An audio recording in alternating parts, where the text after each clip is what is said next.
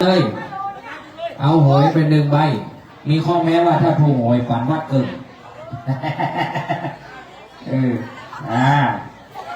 คนละ1 บาทนะมาทีหลังจะเป็นรอบต่อไปละ164ไม่ใช่64นะก็จะเขียน1ข้างหน้าแล้วไก่เนอโต๊ะเมืองแพร่เอาเครื่องมือเดียวกันมาเนี่ยเป็นรถอะไรเอาคนขับรถมากันเอามาไอ้ยังถูกลูกไหนมาคนมาเจ้าหลักโอ้โมเอนี่กันได้แหละมันเราละวันบอกนะเจียวเด้อมันศักดิ์สิทธิ์กันจะน้อยของเงินแล้วนะสุขภาพขึ้นได้อย่างขอเด้อบัตรเขียว21 21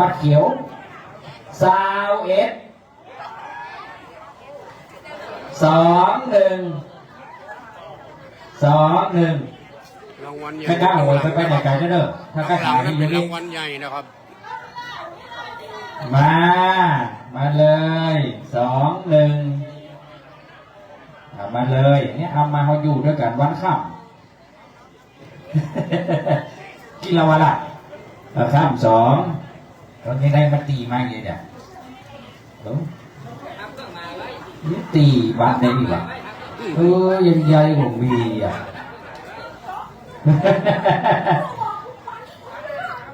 สีเหลือง144นี่เป็นตัวชี้อ่ะ144แม่ก็โต๊ะเมืองป้าวนะครับเด้อวัดอะไรอย่างก็ดอกคำกระทั่งดอกคำ164มา154ข้ามไปข้ามมาแฮมใบเนี่ยเอาอยู่ด้วยกันทั้งหมดกันเดี๋ยวก่อนเนี่ยแต่เจ้าเนี่ยเขาจังไม่กล้าหวยแต่เจ้าอะไรเขาอยู่ในปลามน้าหวยไปจู้เห็นในปลามหมดเมาเนี่ยวะความเขาอยู่แง่มาบัตรเหลือง120 เอาเสมอให้ทุกคนไปดังกับไฟกูเนี่ย120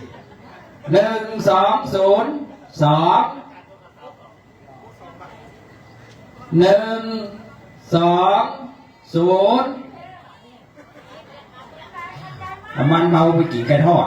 แน่นอนตั้งหลังบุญอันนี้ชลบประจำสำนักทีมงานของป้าป้องนะครับนี่อันนี้ทุกงานซื้อเกือบไปหูละ6 กู้มายอมไปเอานี่เอามา5 ใบหวยมาเพิ่มเดี๋ยวก่อนนะครับนี่หายป่ะเพิ่มบ้างหวยเพิ่มวิ่งเลยของข้ามาครับครูบาเจ้าหน้าเบอร์แม่ขอ154มาแล้วแต่5 ใบอันนี้ครูบาเมตตาเลยเอาไปเรื่อยสีเหลือง143ของใครครับ143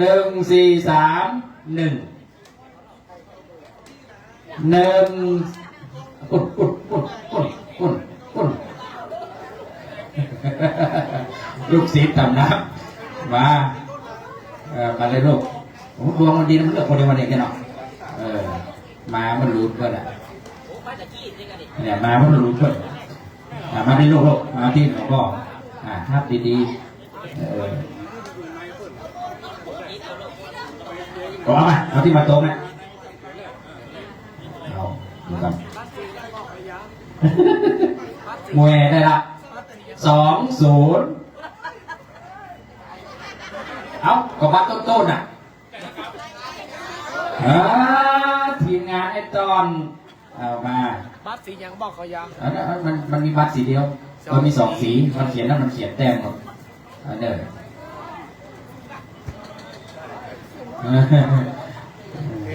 อสีเขียว78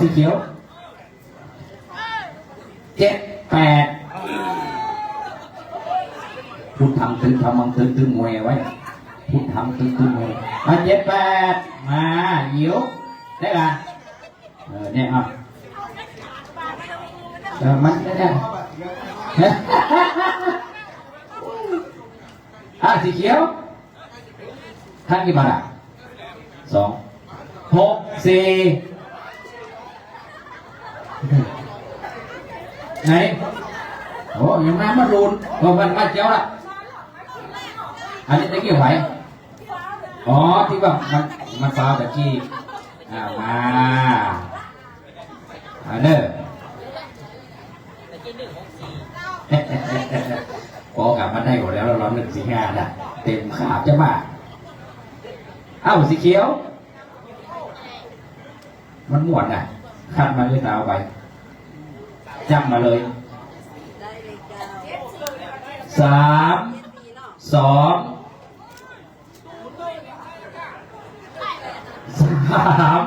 2 1ไหนปุ่นมาหมดละเขาไปจัดให้เปลี่ยนอะไร145อะไรดีกว่านี้นะนั่นแหละขาดจะเทียนอ๋อนี่5 ทีกันมาเอาเลยครับเอาเลยครับ1 ใบวางไปไหนมาแจก5 ใบวาง5 ใบอันไหน5 ใบนะเด้ออันเดียวที่เหลือเดี๋ยวแจกต่างหลักรับรองคุณบาแจกกัน5 ใบคุณบายกกับมีแลเขาพนันกัน1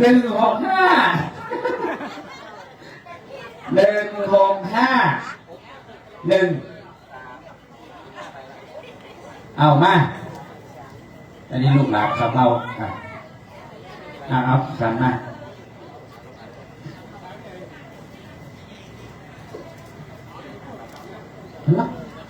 ติดมือดังมากออก6 5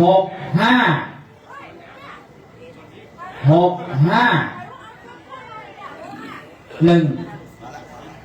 โอ้เจ้ากินลาบ20 กิโลก่อนนี่มาละ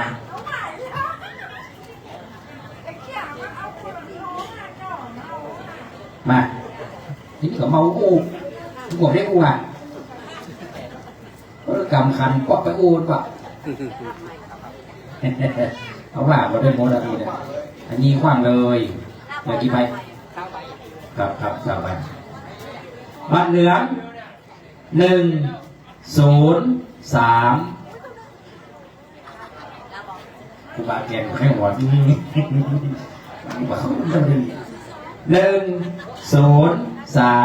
1 103 สารสินนะครับตามกติกาต่อไปสีเขียว98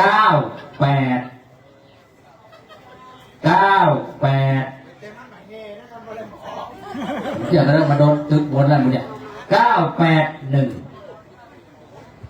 982มองเข้า983สารทิศไปโอ้แปลกเนาะอาจารย์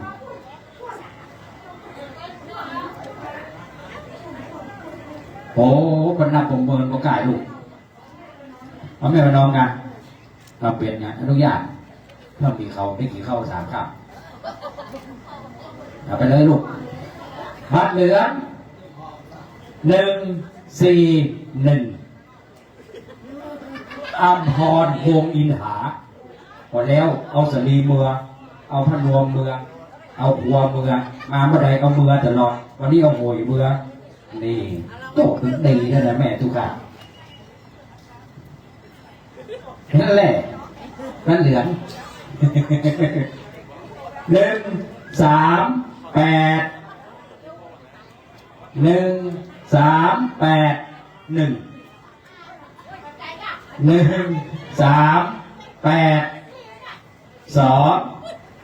นั่นแหละอันนี้เป็นกู้เขาโกบีบุญรวมเลยมันไม่นั่งไปกู้ดีกว่านะนี่นะไปอย่างไรเจ็บไปเนี่ยไม่น่าไปเนี่ยกูเซ็งไหมอยู่เนี่ยผสมสีแบบคืนโอ้โห อ้าวขอบคุณครับ15ใบนะครับรอบแรกเดี๋ยวรอบต่อไปหลานเทศแจกถึงหมดเลยนะครับถึงตู้ถึงอย่างถึงสปาสเปเดอร์นะครับ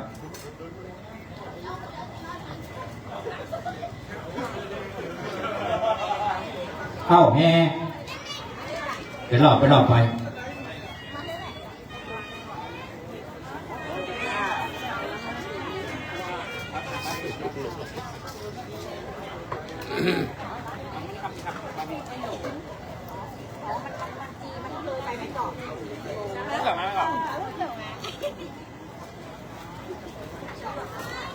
คนกำลังจะดูเป็นนักอยู่เนี่ย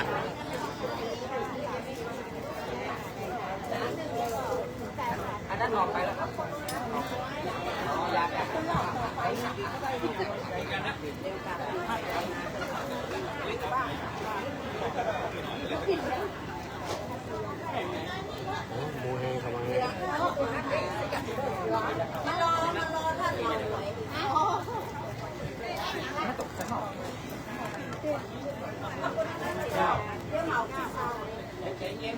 ใจเย็นหรอหนังเนี่ยนะ อยู่จะเลิกก็ได้ครับ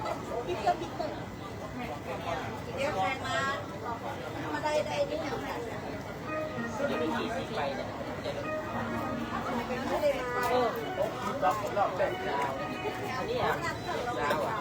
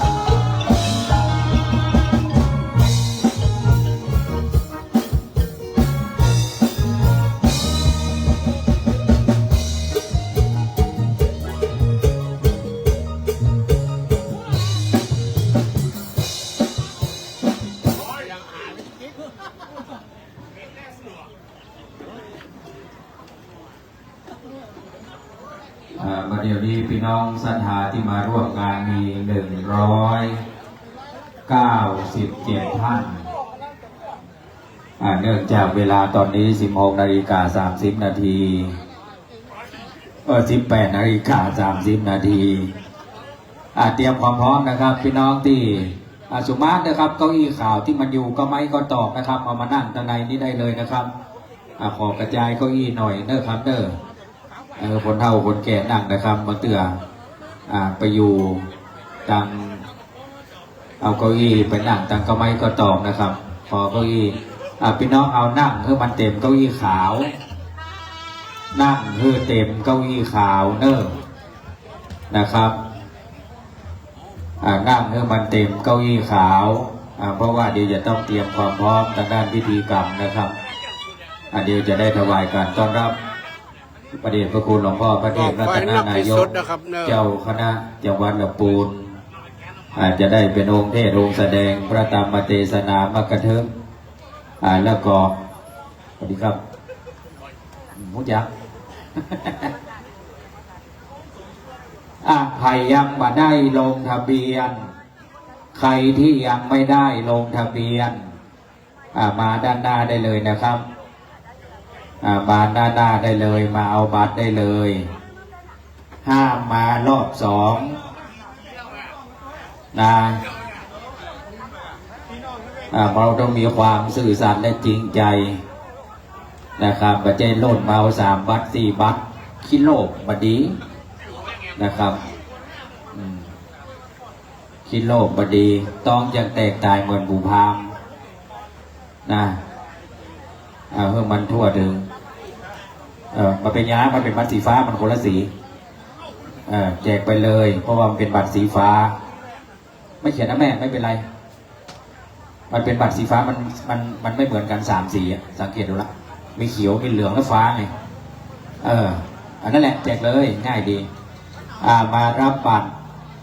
ห้ามมาซ้ำ2 ซ้ำ3นะครับ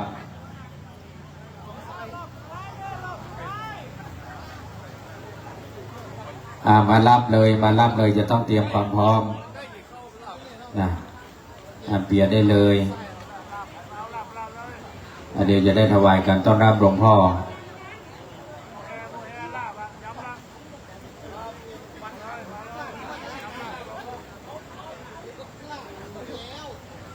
โรงทานนะครับกินได้ตลอดเวลาทุกโรงทานนะครับได้กินได้ตลอดเวลาแล้วก็ประเดี๋ยวนี้ในทีมงานของนิ้วทองคำก่อนไลฟ์สดHD Mediaก็ไลฟ์สดนะครับในบรรยากาศงานบำเพ็ญกุศลศพประชุมเพลิงศพปนเรืองนะครับนั่งเก้าอี้ขาวเนอร์แมนเนอร์นั่งเก้าอี้ขาวนะครับเนอร์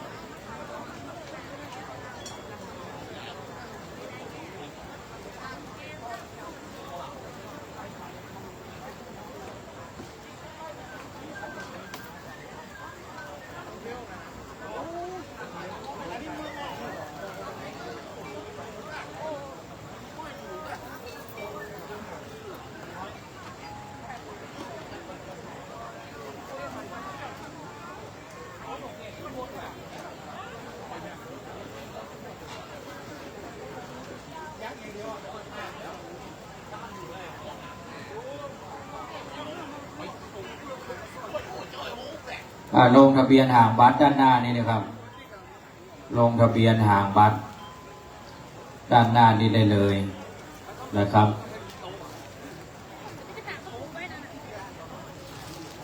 เดี๋ยวนั่งเก้าอี้ขาวมันเต็มนะครับมันจะได้งาม เดี๋ยวหลวงพ่อจะวันมา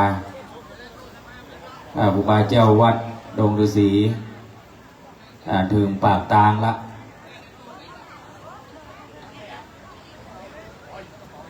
ปากตางบ้าน เขากำลังจะรอลาบบารเมศมณีวันเนะครับ รอกิน ปล่อย ลาบ ไฟเลยลูก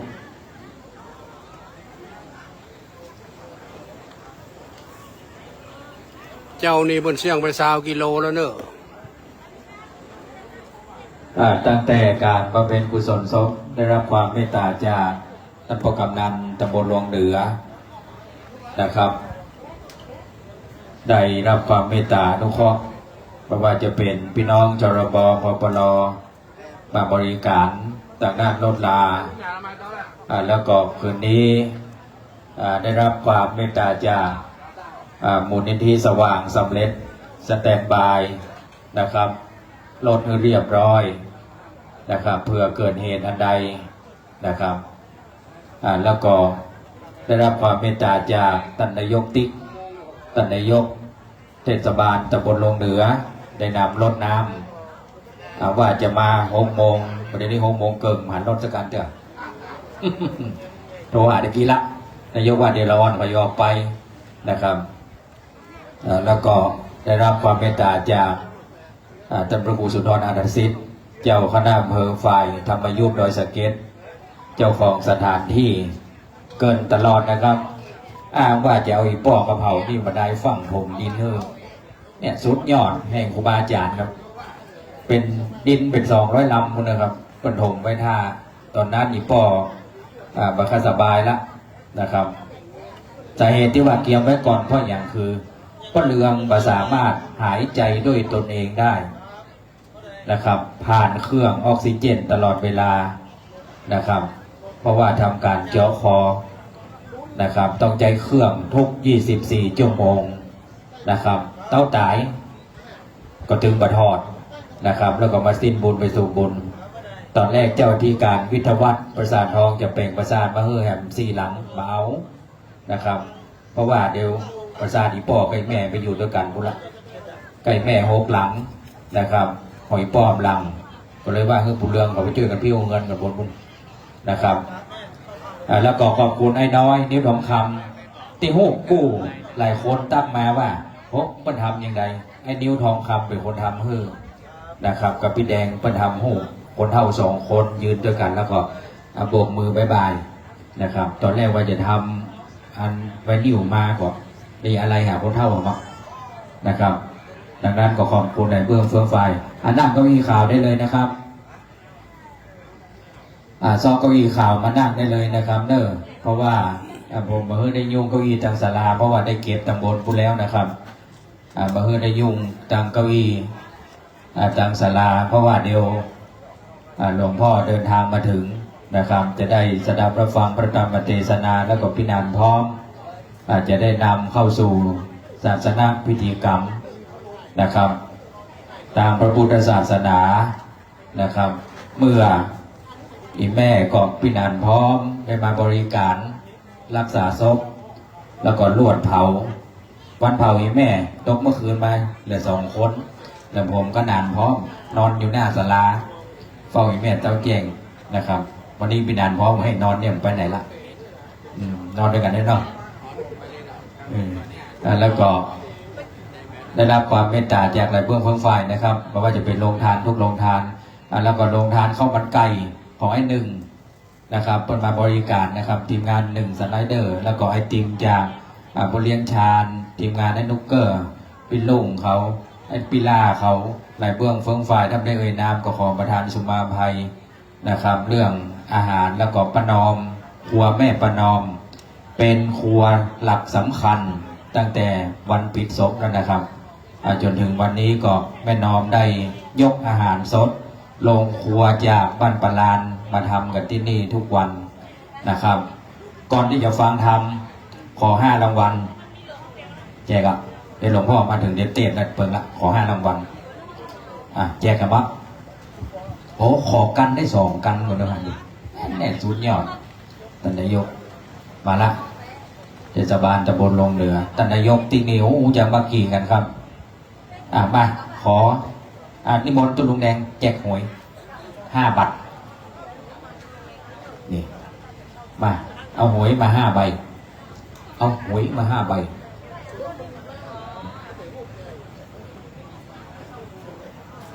มาวัวนะเอาตกมาเลยโอ้ไม่ไปฟังกับเพื่อนเนี่ย2 รอบอ่ะเอาหวยแล้วตุลุงแดงนี่มันคิ้วนะถ้าผมมีเขาก็น่าแกผมพูดสื่อนะมันมีภัยไปกู้กับพี่นุชเฝ้าผู้เรืองถ้าพี่นุชกลัวผู้เรืองเหลือแก่ผู้เรืองอินเหลือแก่ห้องหายเนี่ยใครห้องหายเนี่ยด่าพ่อเขาขึ้นลองกันเอ้า5 รางวัลบัตรสีเหลืองแอนแหละลุ้นบ่อยขนาดนั้น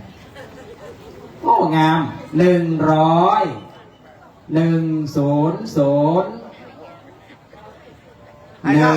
ออกอ่ะ 0 บัตรเหลือง100เอ้าสลานุมเมืองเปล่าได้แล้ว1 บัตรจะเจ้าไปจีบไฟปล่อยไฟแดงเลยต่อไปเอาไอ้ซิมไปแม่นะมันนักหวยข้างไหลใบอยู่ต่อไปเอาโมแฮได้แน่นอนละสีเขียว04เปาะหามะโมแฮเปาะอีกว่ะ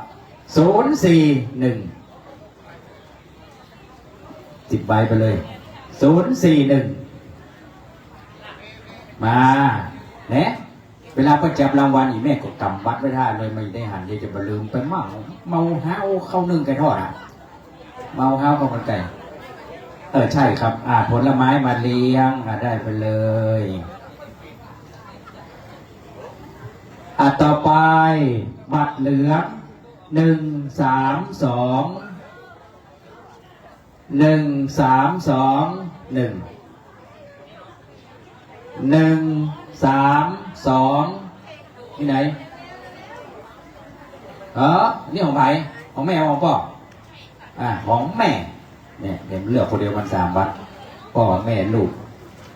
อันนี้แม่มันเป็นเบื้องหลังสำคัญนะครับถ้ามีสตางค์ยืมตังค์ของคำแสนนี่อู้ถึงไหมเนาะเดี๋ยวลุงยืม100,000นะลุงเลยแล้วต่อไปบัตรเหลืองมันจัดออกเลยครูบา104 154อ่ะ ไ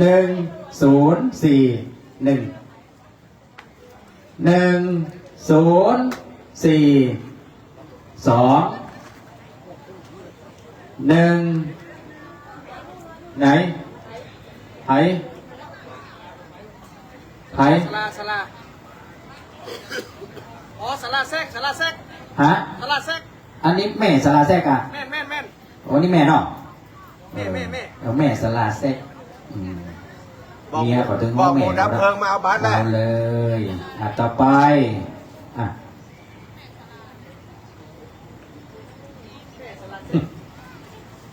ใครก็โจงมาไม่ได้ออกเบอร์กูอ่ะ541 542เนี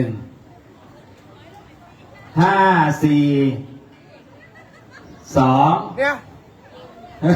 บัตรเขียวเด้อ543จ้าเป็นอย่างไปเลยต่อไป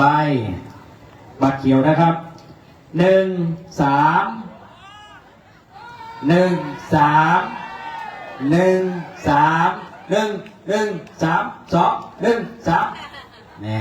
เขาได้แล้วตรงนี้กระถาปฏิเราไปตื้อเขาได้ต่อไป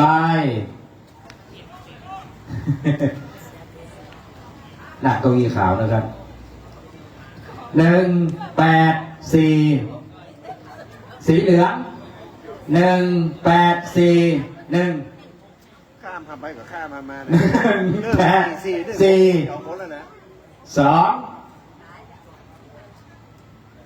2ปุดเสียงปุด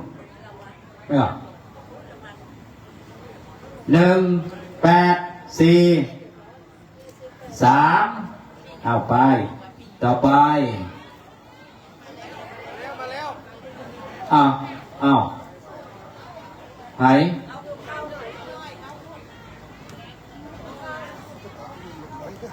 อ๋อจังเฮ้ยอยู่ไปเลยเอาแล้วเด้อบัตรเหลือง149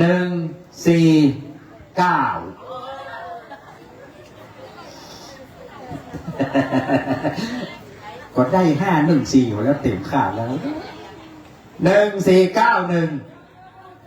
ไหนใช่ก้าสีเหลืองเด้อสีเหลืองเด้อไผ เจ้าตัวเจ้า มาเอาคนเดียว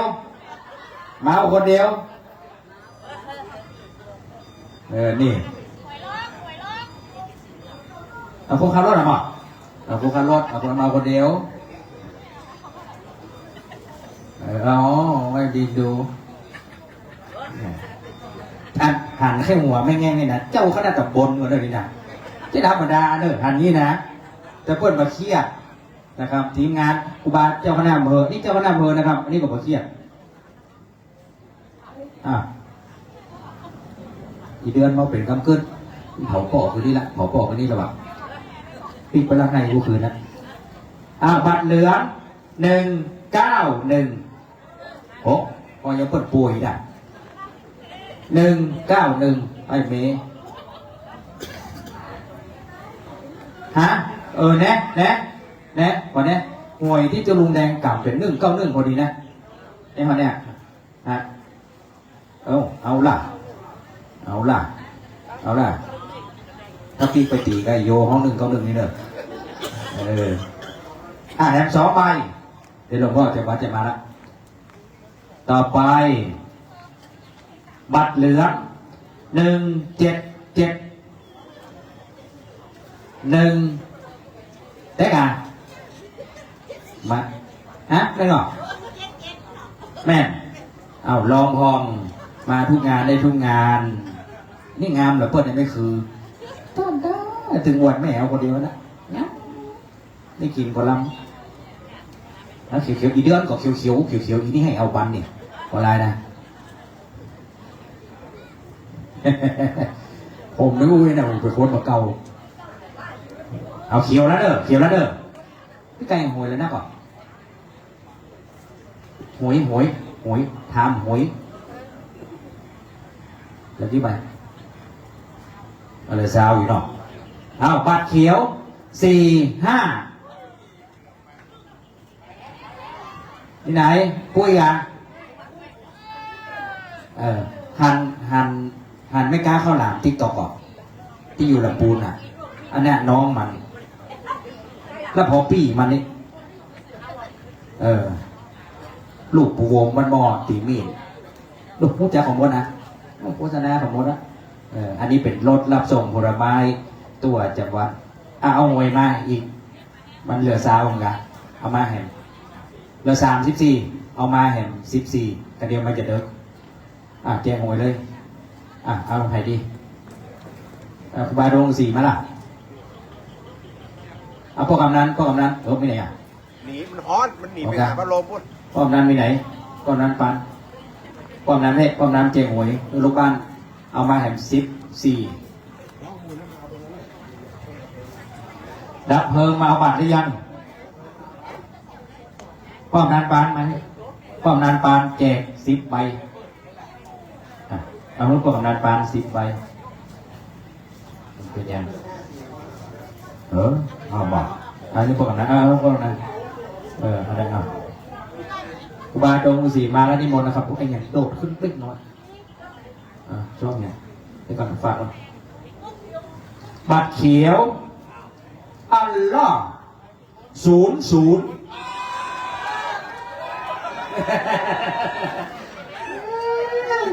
00มาเลยเก่งได้งานเก่งเน็ตห้อง00ก็00ไปนะได้ก็ก่อนนั้นก็เปลี่ยน00มาพอดีว่ะอย่างแปลกเนาะนะปูเรือง5 ไก่เดือนผมได้วูกับพี่ผมเนี่ยเด้อไอทิ้งมึงไงครับห้องร้อนกับพี่บนนี่กับอีเดือนคนเดียวได้หวย47เขาผมได้ต่อไป37พร้อมป่ะ มาเว้ยพวกกลางมันติดกันเลยมาเลย37เป็นยังได้หลวงพ่อมาละเดี๋ยวถวายต้องรับพ่อมาละเป็นยังแฮม10กว่าใบเลยครับต่อไป41เจ๊อ่ะจำเจนมาเพ่เอา41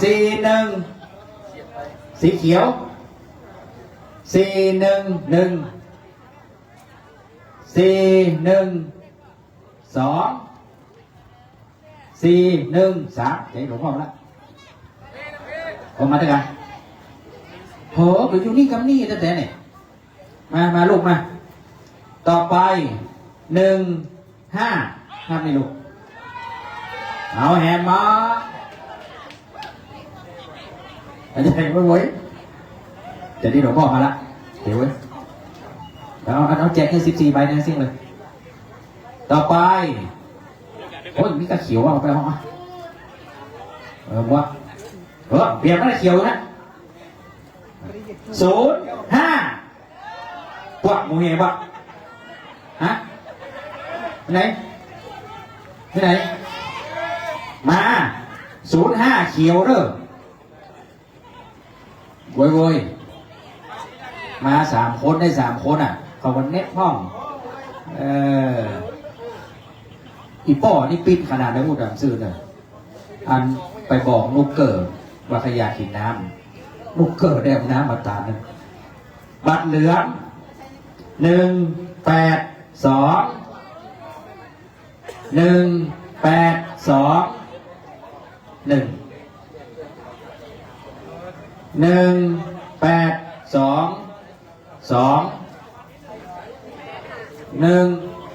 โอ้ส่งเสียงด้วยไงแม่ถ้าเปิด3นั่นได้แล้วนะฮัลโหลอีเด้อไม่ได้ยินใจต่อไป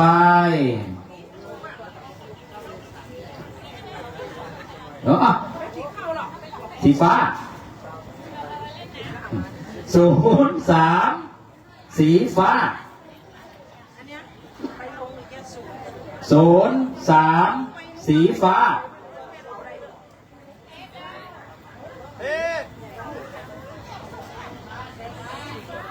สีฟ้าเด้อเอาบัตรไปไหนอาจารย์เอาได้ไปเลยข้ามกี่ใบก่อนข้าม3ใบต่อไปสีเหลือง163ไหนมาเลยโว้ยอีป้อมันหูมวยรัฐบาลปัตตรซื้อเป็นงวดนี่นะปัตตรถามเขาเถอะมันต้องหุ่มนะจ๊ะต่อไป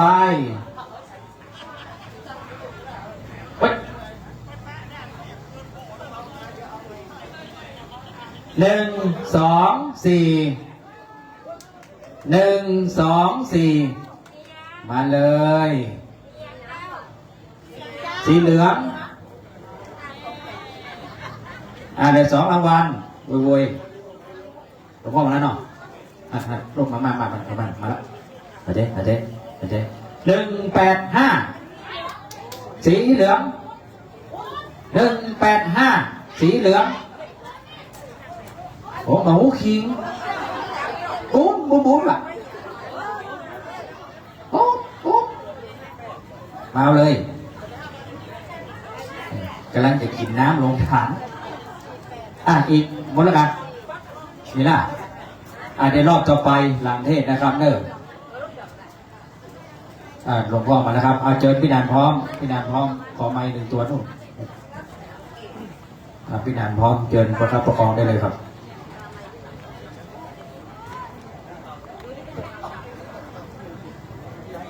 สำหรับในภาคค่ำของวันนี้นั้นตรงกับวันพฤหัสบดีที่9 เมษายน พุทธศักราช 2569 ซึ่งในโอกาสนี้ในนามของคณะเจ้าภาพลูกหลานในใจยะขกุลเสวียงมีอาจารย์เกษม เสวียงเป็นต้นเป็นประธานพร้อมกับโดยญาติพี่น้องลูกเต้าเหล่าหลานจุผู้จุคน ขอกราบถวายการต้อนรับพระเดชพระคุณหลวงพ่อท่านเจ้าคุณพระเทพรัตนนายกเจ้าคณะจังหวัดลำพูนเจ้าอาวาสวัดพระธาตุหริปุญชัยวรมหาวิหารตนเมตตาเป็นองค์แสดงพระธรรมเทศนาก่อนการประชุมเพลิงศพของปน้อยเรืองเสวียงวันนี้ตั้งแต่ในภาคเจ้าเป็นต้นมาลูกหลานได้กระทำบำเพ็ญของบุญของกุศล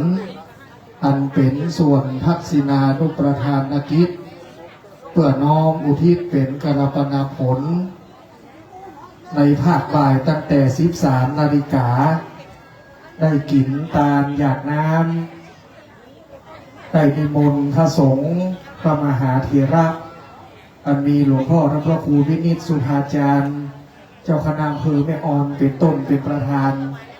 พร้อมกับหลวงพ่อพระครูมงคลศรีละวงศ์เจ้าคณะอำเภอดอยสะเก็ดพร้อมกับเจ้าคณะผู้ปกครองสงฆ์ทั้งนั้นจำนวน 44 รูป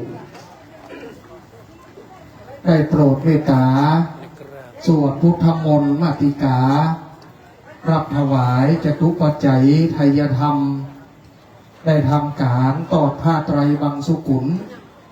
แต่ในภาคบ่ายนั้นก็ได้ปริปุนังบัวละมวลเรียบร้อยดีงามได้กินได้ตามตามอริยประเพณีแบบคนเมืองล้านนาเฮาได้อย่างสมบูรณ์แบบลูกหลานอันมีอาจารย์เกษมเสวียงเป็นต้นพร้อมกับด้วยพี่ๆน้องๆก็ได้แสดงออกซึ่งความกตัญญูกตเวทิตาต่อบิดาผู้มีคุณในวาระสุดท้ายแห่งชีวิตได้แปลงเอายังปราสาทจตุรมุขพิมาน3 ศพหลังงามหลังหนึ่ง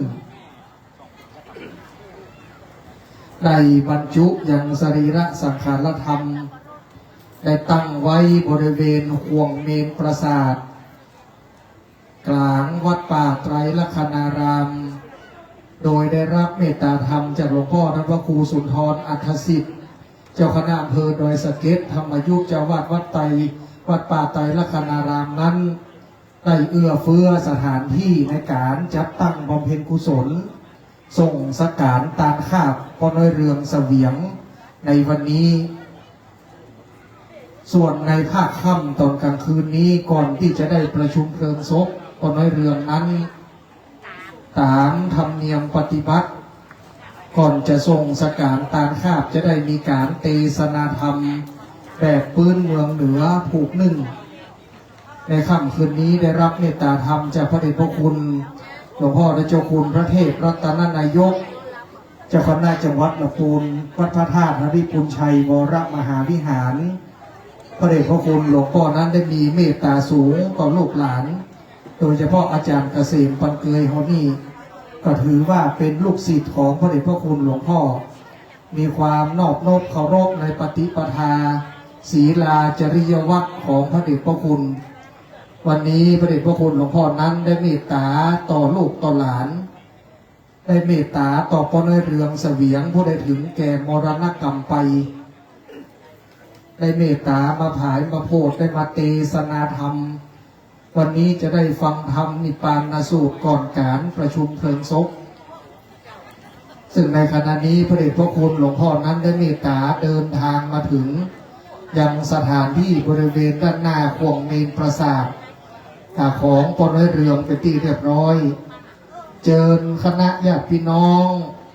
บอกว่าบ้านป่าเศร้าดงก็ดีบ้านปังไฮตลอดจนถึงพื้นที่ใกล้เคียงเรียนเจิญหาที่นั่งนะครับเเก้าอี้สีขาวด้านในประลัมพิธีมีไว้รองรับสำหรับท่านแขกผู้มีเกียรติบรรดาสายพี่สายน้อง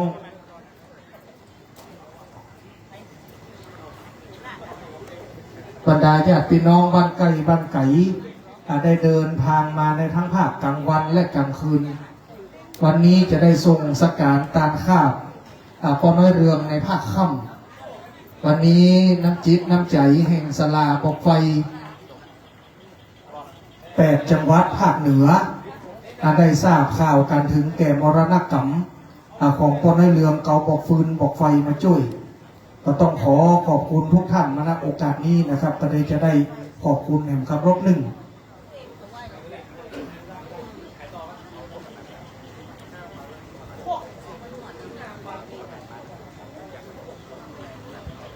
ซึ่งในโอกาสนี้ประกอบด้วยเวลาอันสมควรจะได้เริ่มประกอบพิธีการในภาคค่ำในภาคบ่ายนั้นเขาได้ไหว้พระสมทานรับศีลเป็นปฐมเบื้องต้นเป็นที่เรียบร้อยในภาคค่ำนี้จะได้สดับพระธรรมเทศนาจากพระเดชพระคุณในโอกาสนี้นั้นขอเรียนเชิญท่านพ่อกำนันปานนะครับท่านกำนันตำบลลุงเหนือได้เป็นตัวแทนของเจ้าภาพได้จุดเทียนปูจาส่งธรรมเบื้องหน้าธรรมาสด้านขวามือสาธุชนทุกท่านได้น้อมประนมมือขึ้นแสงเทียนแสงไฟ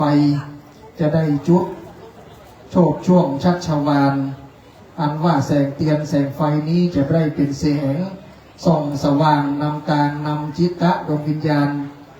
ของป้อน้อยเรืองเสวียงเพื่อได้ขึ้นสู่สุคติพระอาทิตย์นั้นส่องแสงในเวลากลางวันพระจันทร์ได้ส่องแสงสว่างในเวลากลางคืนส่วนพระธรรมคำสอนแห่งองค์สมเด็จพระสัมมาสัมพุทธเจ้านั้นส่องสว่างทั้งในเวลากลางวันและกลางคืน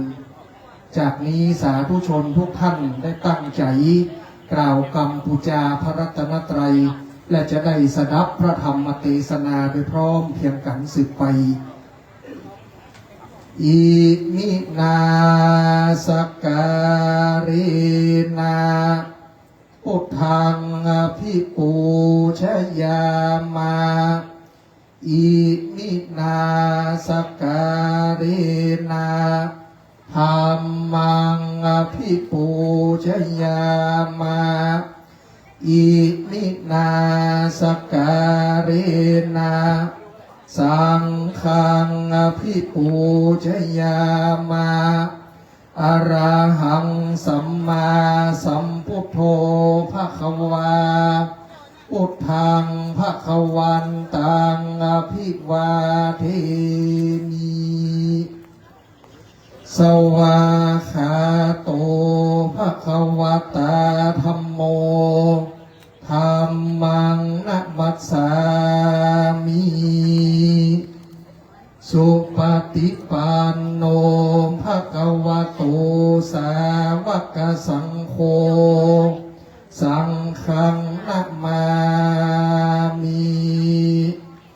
หันธรรมยังพุทธัสสะภควโตปุปภาคณมะกรังกัลโลมาเสนะโมตัสสะภะคะวะโตอะระหะโตสัมมาสัมพุทธัสสะนะโมตัสสะภะคะวะโตอะระหะโตสัมมาสัมพุทธัสสะนะโมตัสสะภะคะวะโตอะระหะโตสัมมาสัมพุทธัสสะมหาพรหมเลยตนอกแอนพราบตองแตนกระดานตองทำอันใดดีท้าทองถูกต้องเป็นกรองแห่งนักปราชญ์ศรัทธาปุคาตั้งหลายก็ขออภิวาทวันตายกหัตถาใส่เกลาขอนิมนต์ลูกศิษย์แห่งองค์พระมุนีสัมมาสัมพุทธเจ้าจงได้นั่งนิเทศนาธรรมธัมโมธัมมังอนุกรรมปิมังปัจจังอาราธนังกโลมา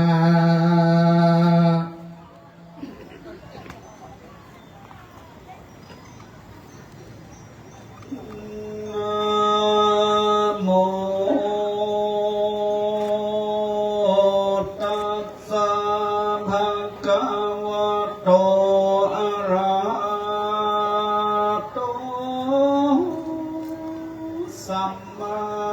สัมพุทธัสสะเอวัมเมสุตังเอกังสัมมัญญังภะคะวะสาวัตถิยังวิหารติเจตบันเนอนาถปิณฑิกัสสะอาราเมอัฏฐโควาสิโนมนุสสาสักกามิโนโหนตุสาธโวดุราสัพพุริสัตตังหลายอิตังสุตตังอันวสูตรอันนี้ชื่อว่านิพพานสูตรอันมหาอนันตเถรเจ้าหากได้สดับรับฟังจากมุขตวาราคะอุแก้วแห่งตนผ่านแถวสัพปัญญูแล้วก็มาสำแดงแก่มหากัสสปะเถรเจ้าเมื่อเข้าสู่พระสุมจุมนุมสังกายนาธรรมวันนั้นว่าพันเตข้าแด่มหากัสสปะเถรเจ้าอันว่าพระปิ่นเกล้าโพธิญาณเมื่อยังทรมานอยู่ป่าเจตวันโพธนสัตสีโมในที่อยู่ตำกลางทรงด้วยดังโภคาได้ยินมาว่าดังนี้ภิกขเวรุราภิกขุตังปุญญังนามชื่อว่าบุญตั้งหลายอันผู้มีปัญญาเปิงกวนกระทำแต่ละศีลังนามาชื่อว่าศีลนี้ผู้มีปัญญาต้องรักษามันคงแต่ละอันว่าพรหมวิหารตั้งสี่คือเมตตากรุณามุทิตาอุเบกขาผู้มีปัญญาเพิ่งจำเริญแต่ละภิกขเวดุราภิกขุตั้งหลายเหตุดังเรือพระตถากตะกล่าวหวังการรักษาศีลและภาวนานั้นจะหิด้วยมีแต่และสัตตานามาชื่อว่าสัตว์ตั้งหลายในโลกย่อมมีประโยชน์แท้สัตว์ตั้งมวลที่มาบังเกิดเอากำเนิดในสงสารย่อมมีกรรมปาปานบ่มันเตี้ยงรู้ความเหี่ยงไปมาย่อมจราเท่าแก่และตายไปถ้าการหนึ่งบ่มีภัยรู้ได้ยังปีเดือนวันยังตายต้องมีแต่องค์พระมุนีนายสัมมาสัมพุทธเจ้าและอริยสงฆ์โคตรเงาอรหันตาเหตุนั้นบุมีปัญญาจุงพิจารณาที่รู้แจ้งที่เป็นแก่นสารคือสละเขาของใจเป็นตานเพื่อตัดมัจเจรธรรมกรรมตรณีอันจักได้เป็นที่อุปธรรมเป็นป่าไทยยังคือเข้าห่อเป็นเสบียงต่อต่างไปคงควายหาปัจจัยตั้งสี่หือแม่นตีกองทำอย่าโลภอันนำมาจกใจอย่าฆ่าสัตว์ตัดชีวิตง่ายเมื่อจัดยอตานก็ฮือตกแต่งดีงามนันนี้ตามจารีตกองทำนั้นเตอประการฮือเอาแก้วเจ้าตั้งสามเป็นที่เปิ้งบทรำเปิงนั้นว่าพุทโธเมนาโธธัมโมเมนาโธสังโฆเมนา ดังนี้เตดูราภิกขุทั้งหลายกระผู้ใดมีศีลศีล8ศีล10รักษาและภาวนาพรหมวิหารตั้งสี่ไปใจก็จะมีอานิสงส์ได้11ประการตามดังพระทินามานาเทศนาไว้ว่าสุขังสุปฏิลาปฏิวิชันโตพรหมโลกุปโกโหติอัตถกถาอันนี้อานิสงส์ที่จะขายว่าปุกระผู้ใดเอาเมตตาเป็นที่พึ่งจำเริญธรรมทุกคืนวันบ่ขาดยามรับก็หาเป็นสุขเหลือล้นตื่นขึ้นมาก็สบายจมชื่นบ่ฝันร้ายเมื่อตื่นตกใจแม้นไปตั้งใดก็มีผู้ห่มรักให้ฟุ้งผีปิศาจน้อยใหญ่ปิญาแปลงเทวดาเตรียมแฟนวงเวทฟ้าไฟยาปิดและหอกดาบนั้นเล่าบอกข้าเหือตายจิตใจมุ่งหมายเป็นสมาธิได้เร็วรีบด่วนใบหน้างามและพรวนผ่องผิวใสสติบ่ลงไหลเมื่อกตัมการมรณะกันสมปานยังก็อาจถึงมรรคผลผลย่อมมีจันทร์พรหมเป็นที่บังเกิดอันนี้เป็นอานิสงส์อันบาเสดแห่งเมตตาเอ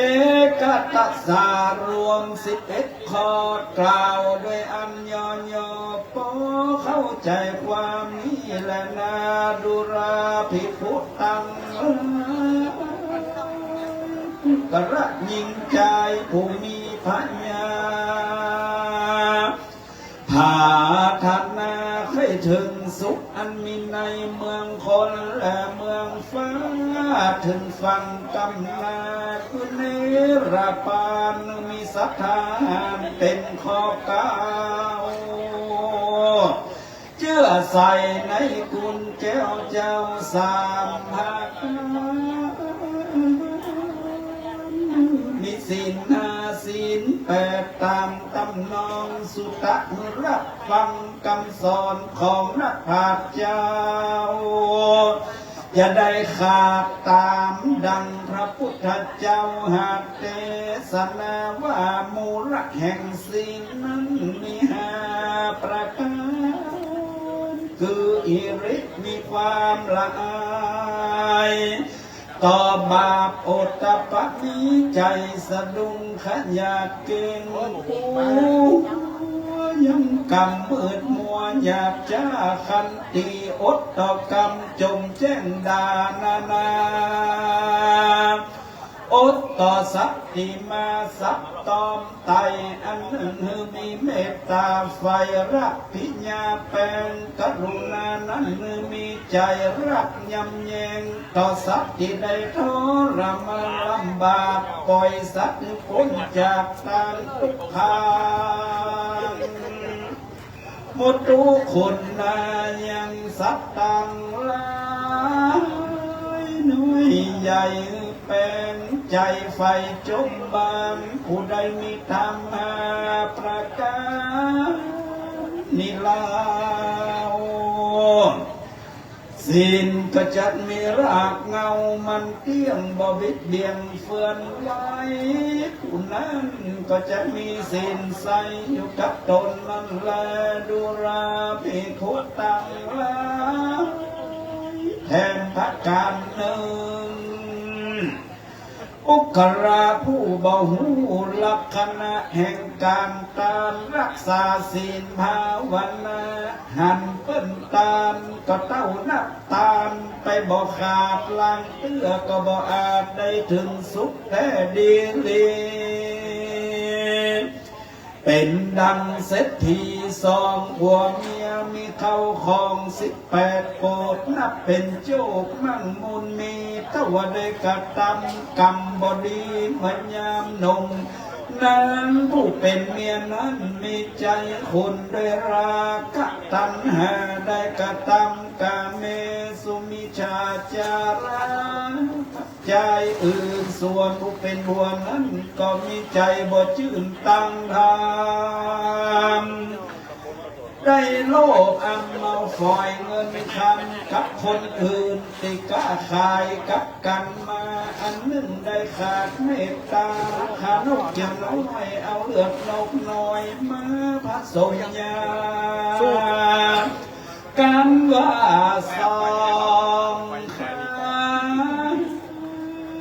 ได้มรณะก็ได้เสวยวิบากเป็นเปตวิสัยอยู่ในป่าช้าบ่มีเสื้อผ้าโภชนะอาหารอันใดจับนุ่งใบและบริโภคบ่ได้แต่ว่ามีลูกสองยิงไว้สืบแต่งเมืองถึงคำลาเจียนมารอดสองพ่อแม่อันเป็นเพศก็มาบอกเพื่อลูกรักทั้งสองอันตนได้ตั้งลงยังกองวิบากว่าของสองธิดาได้มือตามอุติศักดิ์ฝากบุญมาหาพ่อแม่พ่องเตอ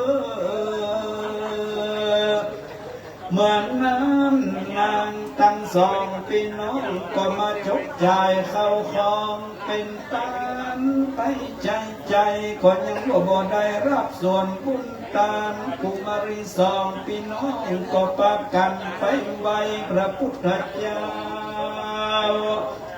ก็กราบไหว้ทูลสาธามยังวิบากกรรมแห่งพ่อแม่เจ้าทั้งสองเหมือนนั้นสัพพัญญูพระพุทธเจ้ารู้แจ้งทะลักทะรองอดีตชาติก็เทศนาไขยังกรรมวิบากของสองเศรษฐีแก่นางกุมารีทั้งสองหวังไปหาบุจบทองแต้มเขียนทำนิพพานสูตรธรรมถวายเป็นตามแล้วอุทิศบุญสาไปหาพ่อแม่ก็จับพ้นแก่อันเป็นเปตวิสัยเจรนาผู้นับที่ว่าเศษตกวันลุนมารอบนางกุมารีสองพี่น้องก็ได้แต่งงานว่าทุกไตยาการพร้อมกับทำนิพพานสูตรดวงพระเสริฐถวายเป็นตาแล้วอุทิศส่วนบุญสารไปหายังปิตามารดาผู้อันเป็นเทศก็หลวดได้พ้นจากเขตเป็นเปตวิสัยได้กลับกายไปเกิดที่ในจันทร์ฟ้าเลิศเมืองสวรรค์ก็มีวันนั้นแหละนะเตสนาวสานสัตติกาธรรมเทศนาปมุโสตาปฏิปลาตินิปาปุนินโสในเมื่อแล้วธรรมเทศนานิพพานสูตรดวงพาเสดพระประโยชนะก็เกิดแก่ปริสัททั้งสี่หมู่ลางห้องก็ได้ถึงธรรมวิเศษมีพระเพทวโสตาสกิตากาอนาคาอรหันตาตามบุญสมปานแห่งตนอันใดกัตถาทีมาแต่ก่อนก็มีวันนั้นแหละนะนิพพานสุตังนิติตังขียาเตสนานิพพานสูตรอันย้อนแฝบก็บังกุมสมเร็จเสด็จสาธุสาธุสาธุ เทศนาแบบปืนเมืองเหนืออันมีชื่อว่านิพพานสูตรในเมตตาธรรมของพระเดชพระคุณหลวงพ่อพระเจ้าคุณพระเทพรัตนนายกเจ้าคณะจังหวัดลำพูนวัดพระธาตุธริพุนชัยวรมหาวิหารพระเดชพระคุณได้เมตตาเทศนาธรรมเป็นธรรมนองธรรมวัดได้จบลงในเบื้องต้นเป็นที่เรียบร้อยลำดับต่อไปนั้นจะได้น้อมถวายจตุปัจจัยไทยธรรมปูจาคันเทศเบื้องหน้าพระเดชพระคุณหลวงพ่อโอกาสนี้เราขอกราบรัตนาท่านพระครูสุนทรธรรมสิทธิ์ท่านพระครูสุนทรอัฏฐสิทธิ์อาเจ้าคณะอำเภอดอยสะเก็ดธรรมยุทธอาเจ้าวาดวัดป่าไตรลักษณารามผู้เป็นเจ้าภาพแห่งท่านหนึ่งหลวงพ่อได้เมตตาเอื้อเฟื้อสถานที่ในการจัดการบำเพ็ญกุศลส่งสการคนร้อยเรืองในโอกาสนี้หลวงพ่อเป็นเจ้าคณะผู้ปกครองสงฆ์ได้น้อมถวายจตุปัจจัยทายธรรมแต่พระเดชพระคุณองค์แสดงพระธรรมเทศนาดังที่ลูกหลานอันมีอาจารย์เกษมได้ปรารภว่าจะส่งสการคนร้อยเรืองนาทีใดดีจึงได้นำเรื่องนี้กราบเรียนถวายหลวงพ่อท่านพระครูสุนทรอัฏฐสิทธิ์หลวงพ่อก็ว่าเอามาเผาวัดป่าเพชรเตอร์เป็นหยังเดี๋ยวหลวงพ่อจะถมนาเพื่อส่งสการก็ได้เรืองเป็นศพแรกที่ได้ใจห่วงในการประกอบพิธีแห่งนี้จากนี้จะได้กรวดน้ำพักผ่อนในส่วนของการแสดงพระธรรมเทศนาที่มนต์พระเดชพระคุณหลวงพ่อได้เมตตาอนุโมทนาครับเอวังโหตุสัพพสัมปติชามิอิตังโลมตุปุภาราจตานังธรรมกติกเตสนาตานังอภิจอาสาธานโลกิโลกุตระสัพพสัมปตินังยาวะราหันตาราหันตินังมัคคัมมังปินังนิพพานปฏิโยโหสุโลบัดนีนามีในเกษมเสด็จอีเจ้าน้อยเจียงใหม่พร้อมด้วยหมู่ญาติพี่น้องผู้คนและมูลสถาบันตกวันออกขอบใต้บนเดือและพระสังฆเจ้าทั้งหลายก็พากันสนองคงควายตกแต่มร่องน้องนำมายังมัทุยุพาลาจารีดอกข้าวตอกของว่ายังจงจติปัจจัยใต้หอทั้งตั้งทั้งหลายมีสมิมัทปนาถวายเป็นตามกัมโจปูจายังรสธรรมเตสนานิปานสูตรขององค์สมเด็จพระสัมมาสัมพุทธเจ้าประวัติจักิสะส่วนกุศลพระจุจะรอดเทิงยังดวงวิญญาณของพ่อน้อยเรืองเสวียนซึ่งเป็นพ่อแห่งตัวแห่งตนอายุ74 ปีที่ได้ร่วงรับดับสังขารไปแล้วก็ขออัญเชิญดวงที่พระวิญญาณของพ่อน้อยเรืองเสวียนจงมารับรู้รับทราบอนุโมทนาให้ได้พ้นจากปิยากก็ได้พลาดจากปิตุให้ได้ถึงสุขนิทุกประการนั้นจึงจะมีเก่งแต่ดีนี้สมดังกรรมกันพาธนาตามมัคคบาทคาถาภาษาบาลีว่ายะถาวาริวหาปูราปริปูเรนติสากรังเอวเมวะอิโตตินังเปตานังอุปกปติอิจิตังปฏิตังตุมหังคิปเมวสมิจจตุสเปปุเรนตุสังกปาจันโตปันระโสยธานิโจติระโสยธาอายัญจะโคทักินาทินาสังคันหิสุปเปติตาทีฆะตังหิตายัสสะทานโสอุปกัปปติโสยาติธรรมโมจะอายังนิทัสสิโตเปตานะปูจาจะกตาอุลาลาพลัญจะภิกขุนามนุปตินังตุมเหปุญญังปสุตังอนัปปกังสปิติโยวิวัชชันตุสัพพะโรโกวินัสตุมาเตภวัตวันตรายโยสุขีติคายุโตภวะอภิวาตนาสิสมิจังพุทธาปจายโนจัตตารโอธรรมาวัฏันติอายุวันโนสุขังปะลังอุติสัตตานังนิพพานังปรมังสุขังสาธุอิ มังนิปานะปัจจโยโหตุโนนิจังอิตังศีลานิปานะปัจจโยโหตุโนนิจังอิตังภาวนาปัจจโยโหตุโนนิจังนิจังวัตตะนิปานังสุขังวัตตะนิปานังสาลังวัตตะนิปานะนิปานังปะระมังสุขังนิมนต์พระเดชพระคุณหลวงพ่อได้เมตตา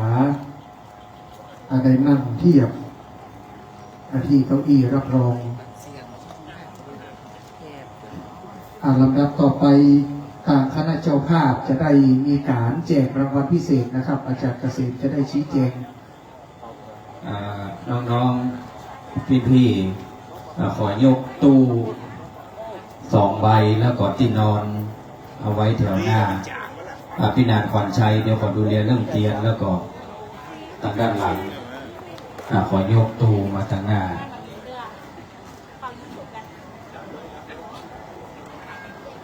เบียนหน้าออกนี่เป็นน้ำใจนะครับ มีรางวัลด้วยนะครับตะกี้แจกหวยไปเกือบกี่ใบ40 เกือบ50 ใบนะครับพี่น้องเฮาที่ยืนเนอะเก้าอี้นั่งให้เรียบร้อยนะนั่งเก้าอี้ให้เรียบร้อยพี่น้องที่เอาครัววางเก้าอี้นะครับอนุเคราะห์ให้เพิ่นได้นั่งกันยกตู้มาที่นอน2 รางวัลเป็นได้ว่าการที่นอนตลอดคนเรืองเอาที่ไปที่นอนแล้วมันจะได้มาดึงได้รับบ้านไปรับไปหลวงบุญมาดึงมารับมาดึงมานอนแปลงเงินจะดีได้ไงครับ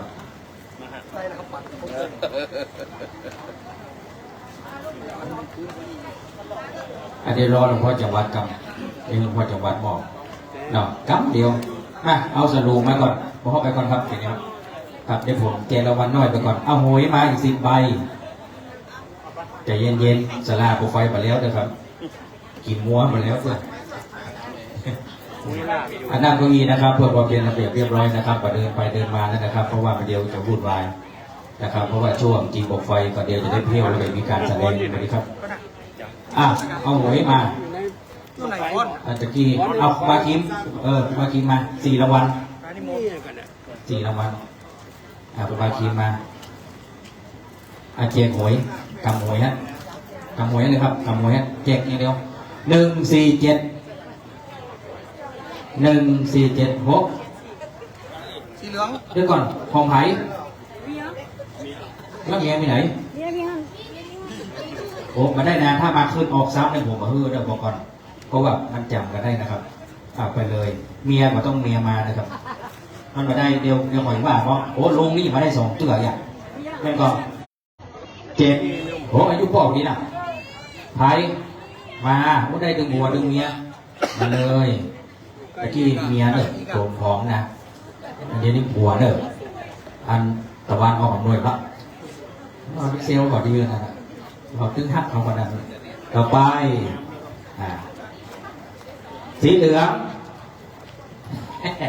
ชอบหวานเจ้าหน้าเบอร์จริงๆอะ1 3 4เจ้าหน้าเบอร์หรือว่า1 3 4 1 1 3 4 2 1 3 4นั่นอยู่ไหนนั่งก็เล่าควันพวกนั้นมึงอ่ะหุยดังๆนี่กับมันเอาตรงน้ำมันแต่มาเอาห้าหวยต่อไปสีเขียว1 2สีเขียวอ่ะโมยอ่ะไม่หรอต้นๆหรอ1 2นะแบ่งคนเกินเลือดกระดูกนะวันนั้นงานเก่งเอาหวยมาเขาว่าฝากหวยคือเขาไปลงเขาผมได้ซื้อเขานะแบ่งกันคนไปไม่มีกระดูกมาต่อไปนั่งเก้าอี้ขาวนะครับ28สีฟ้า28สีฟ้า 28สีฟ้า มาแล้วมาแล้ว โอ้ไปเจ๊ใดอันนี้หัวหน้ากองฟอนปัดตึงน้อยนะครับก่อคนหลวงนะครับเอาต่อไปสีเขียว91 912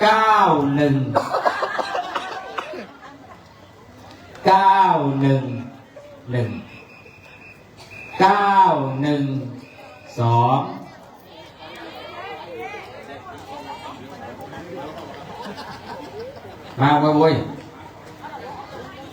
พี่นานควันนี่กันใช่กัน พบนางควันได้ละ91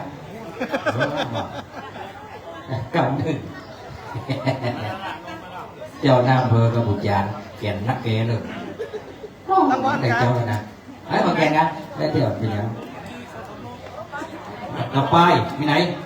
โอ้มีอย่างมันลีลาหายใจจะเผาแล้วโอ้ถ้าบ้านหายโมฆะนะครับใจซอกหนูเจ้าหนึ่งโอเคกันน้องแฟนมาได้กัน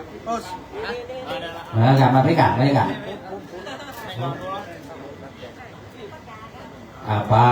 บัตรเขียว43ครั้งที่1เ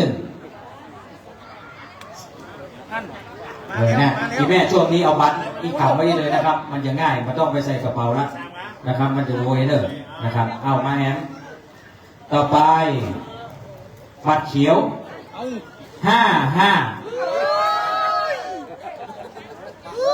เนี่ยนะพร้อมอย่างนะพร้อมหมูยกหยอกเอามาส้มกันต้องบินน่ะ55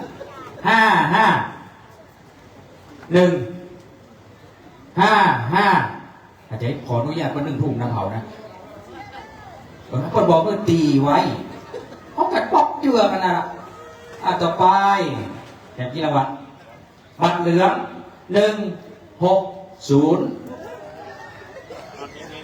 ลูกเลยเขาฮะ3ก็ไม่ลูกของเขาได้อ่ะโอ้ในซองห้อง5,000มาเลยนะเอางูหมดอ่ะอันนี้ไปเลี้ยงเราเด้อเอายืมตังขอคำแสนก็แสนก็ได้ลูกถึงหมายนี่ขอแสนเลยลืมโอนคืนนี้แจกกระแหบุกกลางนี่ต่อไปสีเหลือง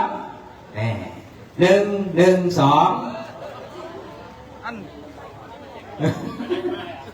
ปนเหลืองมันหวยกันนะเก่งหวยนะครับ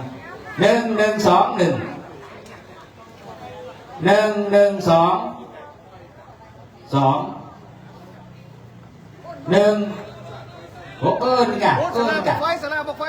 นี่กะเมาดักอ่ะโอ้งัวลายโอ้งัวลายมาเลยครับเดินที่ใบทุกกินเอามาแหมเดินที่ใบแม่เดินที่ใบครูบาท่านภูมิบาท่านภูมิเมื่องานแม่แจก400 ใบนะครับแจกคนเท่าดาครัว200คนใดมาดาครัวจ้วยคนใบหมดเลย10 ใบครูบาท่านภูมิแจก10 ใบครับเอวหลวงพ่อเจ้าวัดแจกรางวัลใหญ่4 รางวัลใครเอารถเครื่องกติกาเด้อคนใดเอารถเครื่องมาแล้วได้รางวัลใหญ่เพื่อใส่หลังรถเครื่องปิดถ้าอ่านถือว่าโมฆะนะครับสีเขียว26อ่านบวกกันโอ้เห็นจ้ะแจมเหรอโอ้แจมนั่งตรงนี้ไหนนั่งตรงนี้นั่งไหนลุงเลยแจมเดี๋ยวไปลุงอันนี้คนดูนิชาเจ้าของรับเสียงสีฟ้า26สีฟ้าเด้อ26เมื่อกี้กับสีเขียวนะเดี๋ยวนี้สีฟ้าเด้อ26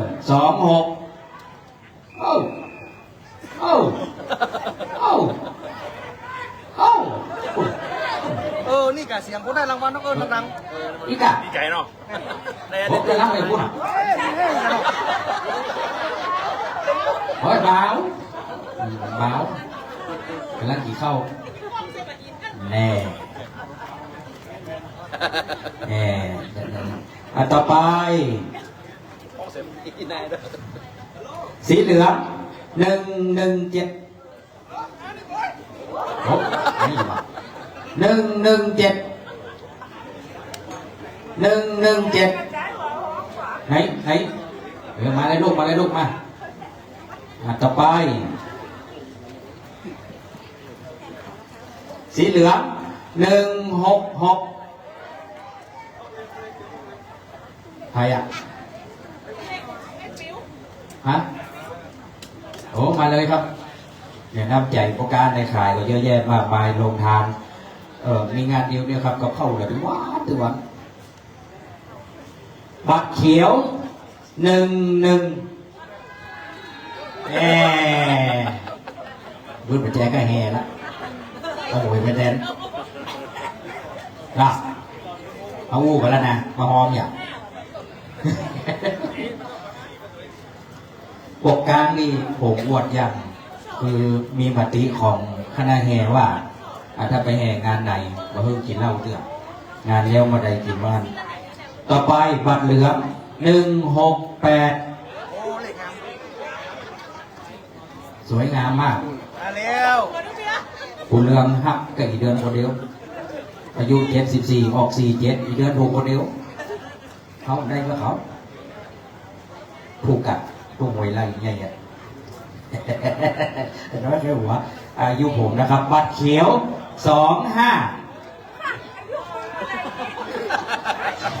พวกกลางแหมแล้วนักแกเนอะ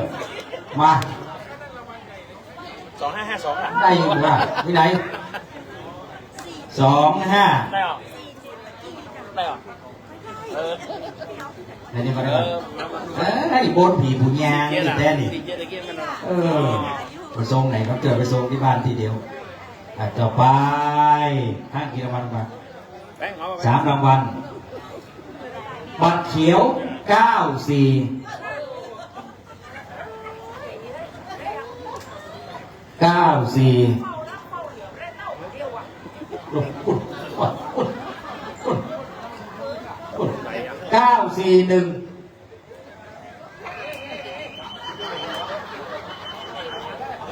ของไผ่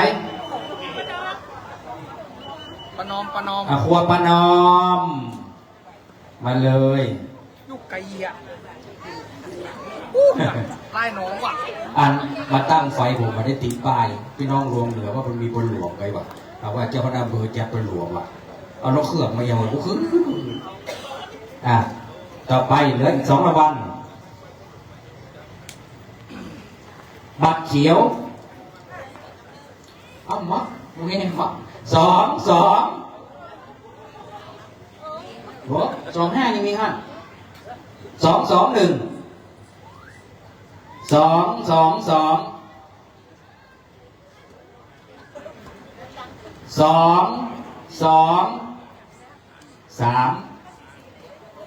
ต่อไปสีฟ้า09สีฟ้า091มาโวยอาจารย์ขอเพิ่นเขาขึ้นทุ่งนะเดี๋ยวกลุ่มรอยสเก็ตถึงหยอกมานะขี้อย่างก็ฟ้อขี้อย่างก็ร้องนะน้ำค้างเพิ่นเล่นลำวงปะงิ้วหุ่นเดือดเลยว่าเขามีอะไรกันปะงิ้วเหรอตัวลูกไหนลูกเบามาอยู่บ่สีเขียวเห็นเข้ามาลงไปเนาะ50น่ะไม่ใช่ลูกไหนได้มาเล่นได้ก่อนได้หูกันมาเราจะมาตัวมันมาถ่ายหูหอมเลยหูหอมของจ้าอันนี้ของเขา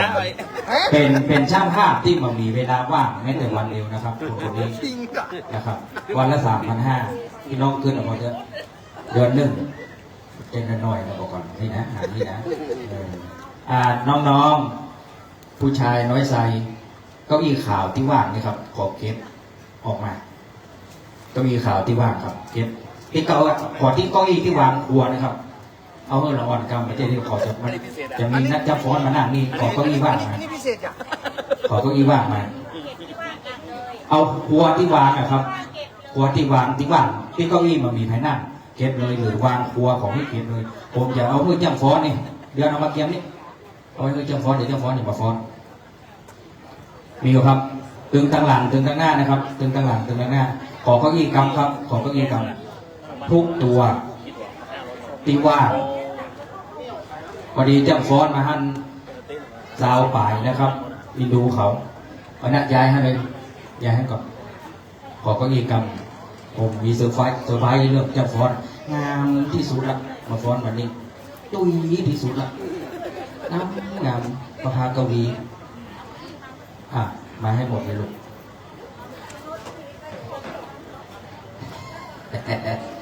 วันนี้เจ้าวันศีลเป็นอย่างที่บ้านหลวงพ่อเนี่ยยุขอหน่อยเดียวเลยเอามาเอาเก้าอี้มา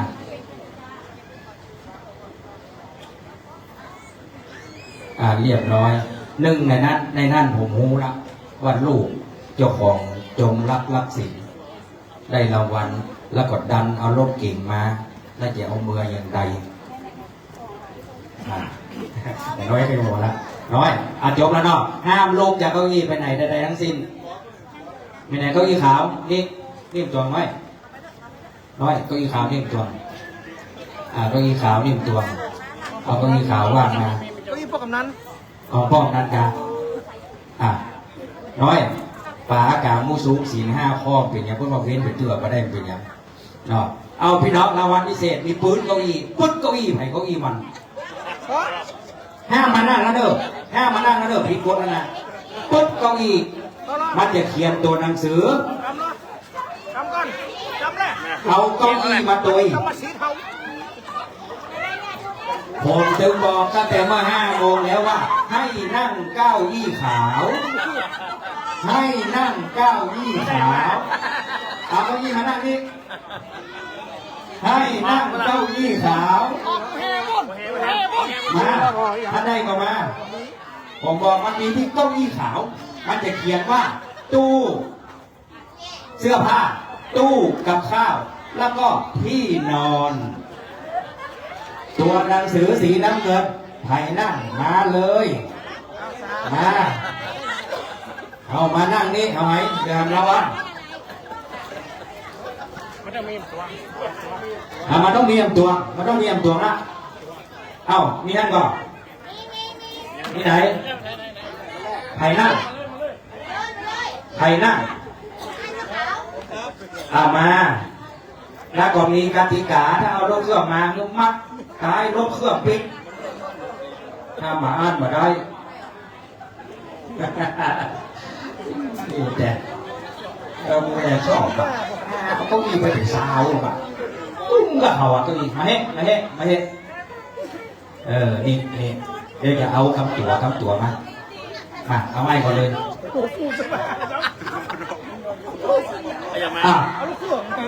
ท่านมานั่งเป็นกู้อันนี้เดี๋ยวเจ้าละรับเดี๋ยวนี้เอาอย่างมารถเครื่องบ้านใต้ก็เหยาเมืองใหญ่ก็มาโม่เนาะแล้วให้อย่านอนเฝ้าเอาเด้อไปอู้ครูบาเอกเจ้าพนักเบอร์คนเดียวเริ่มฝากนะเขามาห้ามพิชอบแล้วนะไปว่าเนาะอันนี้มนต์มาเดชพระคุณหลวงพ่อพระเทพรัตนนายกครับหลวงพ่อมอบตู้เสื้อผ้าแก่นใหญ่นี่นะครับเด้อมันนั่งท่าแต่เจ้าแล้วก็กินข้าวคู่ข้าวนี่นะผมหันตั้งแต่เจ้านี่นะครับเด้อเนี่ยคนว่าของดีมีที่เก้าอี้อ้ายมาเลยอันนี้อย่างเอาอย่างมารถยนต์มามาตู้กับข้าวหลวงพ่อยกตู้กับข้าวนี่ครับเดี๋ยวหลวงพ่อเดี๋ยวนอนขอยกไปที่ศาลานะครับยกไปที่ศาลาหลวงพ่อมอบติ๊กเอาได้นัดกันนะนี่มันมีติ๊กผู้เรื่องมันดึงงวงกระดูกกระหล่ำยกไปเลยครับยกไปเลยครับเอารถยนต์มายกไปเลยครับบอกมามาแอมอันนี้ลูกจงรักศีลรวมเหนือนี่นะครับคนเข้าผมเอาไปซ่อนท่านตะเกียบดูว่าสุดท้ายเพราะว่าพี่ไก่ดันมันเป็นนั่งเรื่องนะไอ้เต็มฝั่งแบบพวกอีกนะเนี่ยโจทย์นะ เอามากิ๊กเป็นหลานตะเลืองอันนี้มีเอวได้ทั้งสิ้นเพราะว่ามันเกิดลูกใหม่อันนี้นะครับเนาะอีหลานมีตั้งแถมก็ว่าวันนั้นก็ซื้อนมไป2 กองด้วยขอบพระคุณครับพระเดชพระคุณหลวงพ่อพระเทพรัตนนายกต่อไปนะครับเดี๋ยวจะได้มอบโลงศพเพื่อกับวัดป่าไตรลักษณ์4 ใบอันยกตู้นี่ไปไหนไปดูเพิ่งนะฮะมันมาลุกหลงฮะพี่น้องมูลนิธิสว่างรับโลง4 ใบเลยนะครับนิมนต์ครูบาเจ้าธนภูมิตานโลงพระเอกกรรม4 ใบตะวันตกนะครับครูบาเป็นคนมอบเลยครับขอช่างภาพ4 ใบตะวันตกนะครับพี่น้องสำเร็จท่านประสานกับทีมงานพี่น้องสำเร็จวันนี้จะบอกบุญที่2 วัด2 วัดละวัดไตรลักษณ์ก็ยังขาดโรงศพแล้วก็มูลนิธิสว่างสำเร็จขาดแคลนมากเลยนะครับ เพราะว่าโลจากวัดป่าบางนี้ไปเอาที่สำเร็จก็เลยถวายแบ่งเกินนะครับ แต่เจ้าคณะอำเภอบอกว่าข้าขอแกนใหญ่นั้นได้ก่อนได้ครับเป็นอย่างครับแบ่งคนเดียวเดิมนี่นะแล้วก็นิมนต์ท่านเจ้าหน้าอำเภอรับลง4 ใบนะครับพี่ไก่ไปมอบลงที่เราที่ร้านหอการตรงนั้นนะครับมอบลงศพเป็นสาธารณประโยชน์ว่ามีไผ่สิ้นบุญไปสู่บุญนะครับไปเอาลงที่ร้านก็ได้ไปที่ประตึงน้อยก็ได้นะครับร้านอยู่ที่ประตึงน้อยขายลงอยู่นะครับแล้วก็ครูบาสามข้าเจ้านะครับบอกเมตตาครูบาสามข้าเจ้าเลยถ้ามรณภาพมันมีเงินมีทองนะครับแจ้งกับนักกรรมนะครับแล้วก็วัดคันธารามเปิดรวมตัวขอบพระคุณครับต่อไปจะมอบซองแห่ง3 ซองพี่นันพร้อมอีกผมจะมอบซองจะได้มอบทุนเพื่อสนับสนุนหน่วยงานองค์กรต่างๆนะครับทุนที่1มอบเป็นกู้ภัยโพเงินด้านไม่ไว้เงินนะครับกู้ภัยโพเงินส่งตัวแทนมาเลยกู้ภัยโพเงินวัดไม่ไว้เงินนะครับส่งมาเลย1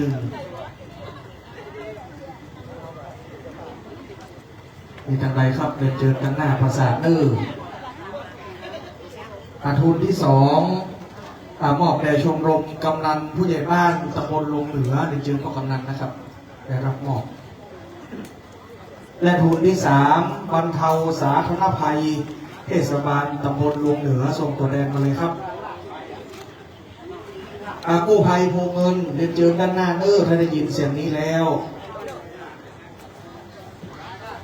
ก่อนกู้ภัยโพเงินไม่มาบรรเทาสาธารณภัยเทศบาลตำบลลงเหนือเดินเจอครับ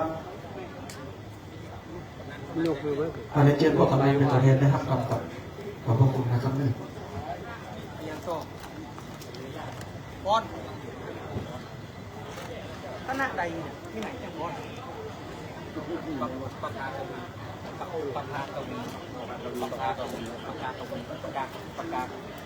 ตยลำดับต่อไปก่อนที่จะได้ประกอบพิธีประชุมเพลิงศพอาจจะได้เป็นการฟ้อนส่งสการจากลูกหลานทีมงานปากกากวี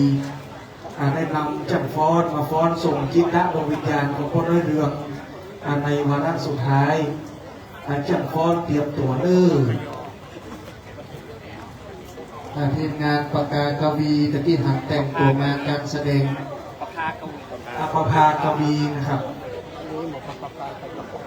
นี่ซุปนะไม่รู้เขา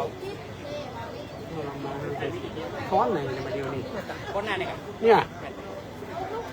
พื้นที่ด้านหน้ากว้างขวางฟ้อนไก่นะครับเลย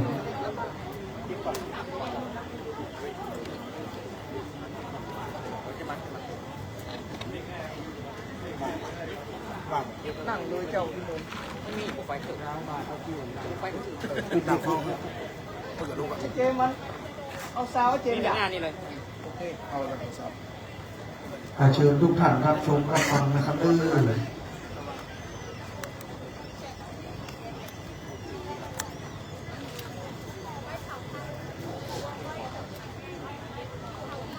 เ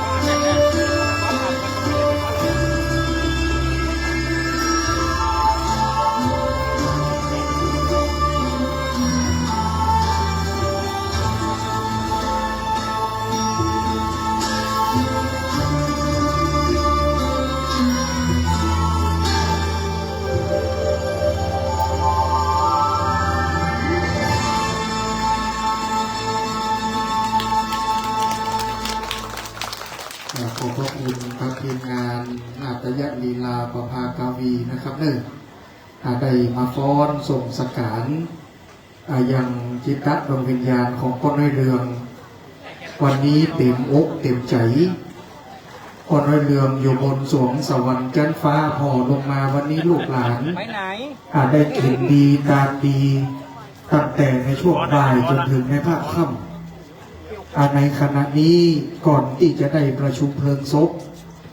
ขอกำลังลูกหลานก็ใจเขาลูกศิษย์เจ้าน้อยเจียงใหม่เคลียร์สถานที่เพราะว่าจะเป็นกอกลูก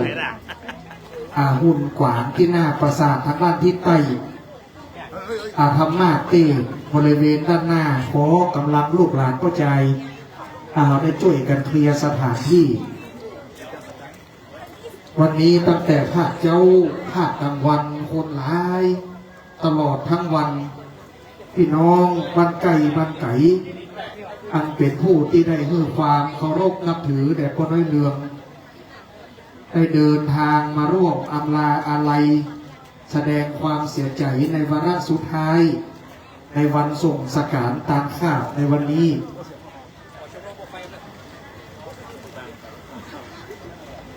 ในภาคกลางวันนั้นนิมนต์พระสังฆเจ้า40 กว่ารูปได้เมตตาสวดพุทธมนต์มาติการับทักษิณาทานได้กินได้ทานหยาดน้ำโอกาสเวทานพินานอาจารย์กรินพวกอินแสงหน่อเนื้อเชื้อไขเมืองดอยสะเก็ดตะวันออกเวียงเจียงใหม่ได้ทำวิธีการส่งสการตามข้าได้กินทานหยาดน้ำอย่างสมบูรณ์ที่สุดอุทิศแด่ก้อนน้อยเรืองเป็นปฐมในเบื้องต้นค่ำที่ผ่านมาพระเดชพระคุณหลวงพ่อท่านเจ้าคุณพระเทพรัตนนายกเจ้าคณะจังหวัดลำพูนเป็นต้นเป็นประธานก็ได้เมตตาเทศนาธรรมนิพพานสูตรกระยาดน้ำหมายตาลในภาคค่ำลูกหลานได้บริจาคทานเพราะว่าจะเป็นหีบศพจตุปัจจัยอุดหนุนหน่วยงานองค์กรต่างๆตั้งในปราสาทผู้เลิกกอกผู้คนเรืองขวางแต่นวางดอกนะครับเอาออกเสียงของร้านแก้วเก่าประสานดอกไม้ชุดสวยงามประดับประดาปราสาทจตุรมุขพิมานของก้อนน้อยเรืองก็ได้รับความเมตตาจากร้านแก้วเก่าอำเภอปราสาทโดยที่พจน์พร้อมกับทีมงานปราสาทจตุรมุขพิมานปราสาทหลังหลวงอันได้บรรจุยังสรีระสังขารธรรมของก้อนน้อยเรืองนี่ลูกศิษย์ในเจ้าน้อยเจียงใหม่ก็คือสลาสุริโยวงตะวันกันทวงศ์หรือว่าสลาไม่นิ้วแห่งเมืองสระปี เป็นลูกศิษย์ของพิหารนิเวศใหม่พรมโรงงานประขามสามัคคีโรงทองอันเห็นปอกภูเขาสลาสุริโยก็ได้แปลงจตุรมุขพิมานเป็นปราสาทสีเหลืองทองก็ดูงดงามตาเพื่อลูกหลานคืออาจารย์เกษมเสวียนได้ปูจาคุณแห่งป่อในวาระสุดท้ายในวันนี้ปราสาทจตุรมุขพิมานหลังนี้ก็จะถูกพระเพลิงเผาผลาญไปพร้อมกับสรีระสังขารธรรมของป่อมาดแม้นว่าจิตตะดวงวิญญาณแห่งก้อนน้อยเรืองได้ไปสถิตเสถียรในทิพยวิมานมาดปราสาทในสวงสวรรค์ชั้นฟ้าชั้นใดชั้นหนึ่งก็ขออีพ่อจงได้มาปัตตาอนุโมทนาในกองบุญกองกุศลที่ลูกหลานทุกผู้ทุกคนอันเป็นกตัญญูชนได้กระทำบำเพ็ญมาณโอกาสนี้แล้วขอพ่อจงได้สิ้นห่วงสิ้นอะไรอย่าได้ห่วงข้องเอายังสิ่งของเครื่องใจเพราะว่าจะเป็นหม้อขนมปุ๊บหม้อขนมต่างหลายที่อีพ่อได้ไปขายตับปอยตับลางเลี้ยงลูกมาจุดใหญ่ได้ซื้อทอดวิชาในการค้าการขายให้ลูกให้หลานได้มีความเจริญวัฒนามาจนถึงในปัจจุบันขอปอน้อยเรืองอย่าได้ห่วงข้องในสิ่งอันใดปอเนอร์ลูกหลานอันมีนัดเดือนเขาอาจารย์เกษมตุลุงวินัทก็ดีตลอดจนถึงพี่ๆน้องๆในทุกสายตระกูล ได้ทำบำเพ็ญปฏิบัติเชิดชูปุญญาคุณแห่งป่อในวาระสุดท้ายวันนี้ได้อย่างงดงามวันนี้ขอบคุณสลาทีมงานเจ้าสลาบอกไฟใน8จังหวัดภาคเหนือเนอวันนี้สาวกว่าคณะอันมีสลาตั้มจรันหีบศพสลานิกรสารปีสลาดิเลกฟ้าสางประบงปอสลาแซงบ้านวัวลายปอสลาซักเมืองไก่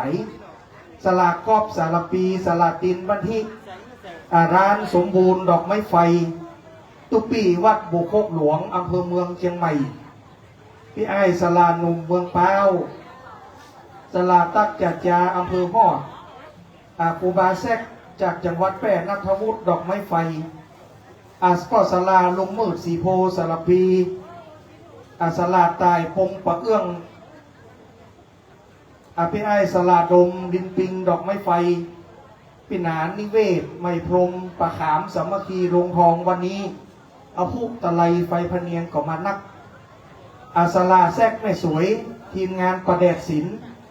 สลาอ๋องศิลป์อำเภอแม่แตงสลาเคสลาโตบ้านกวงสิงห์สลากิจสันทรายและปิหนานตุนห้วยฮักก็ได้ร่วมด้วยช่วยกันพ่อสลานันตือก็มาวันนี้หลายผู้หลายท่านเป็นครูบาอาจารย์ในวงการบอกฟืนบอกไฟวันนี้เพราะฉะนั้นพี่น้องศรัทธาสังเกตพอเด้อกล้ากังหันที่จะหมุนนี่ก็ประมาณ40ตัวต้นเตียนก็หลายต้นอยู่ปุตะไลไฟพเนียมตะนอกก็นักนะครับเด้อคือว่าเป็นมหกรรมบอกไฟส่งสการตามคาดวันนี้ได้เดินทางมาร่วมกันต้องขอขอบพระคุณทุกท่านทุกคนมาณโอกาสนี้วันนี้บอกฟืนบอกไฟก็จะได้ทำหน้าที่ของตัวเก่าเพราะฉะนั้นท่านใดที่อยู่ปืนก็ไม่ก็ตอกตะปืนเสาไฟฟ้าก็ดีแต่เจ้าประกาศย้ายโลกทันการปุ๊บกับย้ายบอกไฟมีค่าฮะเป็นอย่างจะพาว่าไม่เป็นไรเอนตาซินไม่จ่ายวันนี้บอกฟืนบอกไฟจิออกหน้าผามประสาทปนเรืองปณิสาตุ้มปุณะโกงอันบกพิษก่อนสาตุ้มอ้อมปะเสาดงสาตุ้มปุ่นโพดอันปะไม่แดงสาตุ้มโพดเขื่อนไม่กวงสาตุ้มปุ่นไปเมืองเป้าอ้อมปิกประสักงามเข้าวัดป่าตี4พอดีเนอะวันนี้บอกฟืนบอกไฟนักเพราะฉะนั้นวันนี้ขอบพระคุณกับทีมงานสลาบอกไฟทุกท่านเช็คระบบให้เรียบร้อย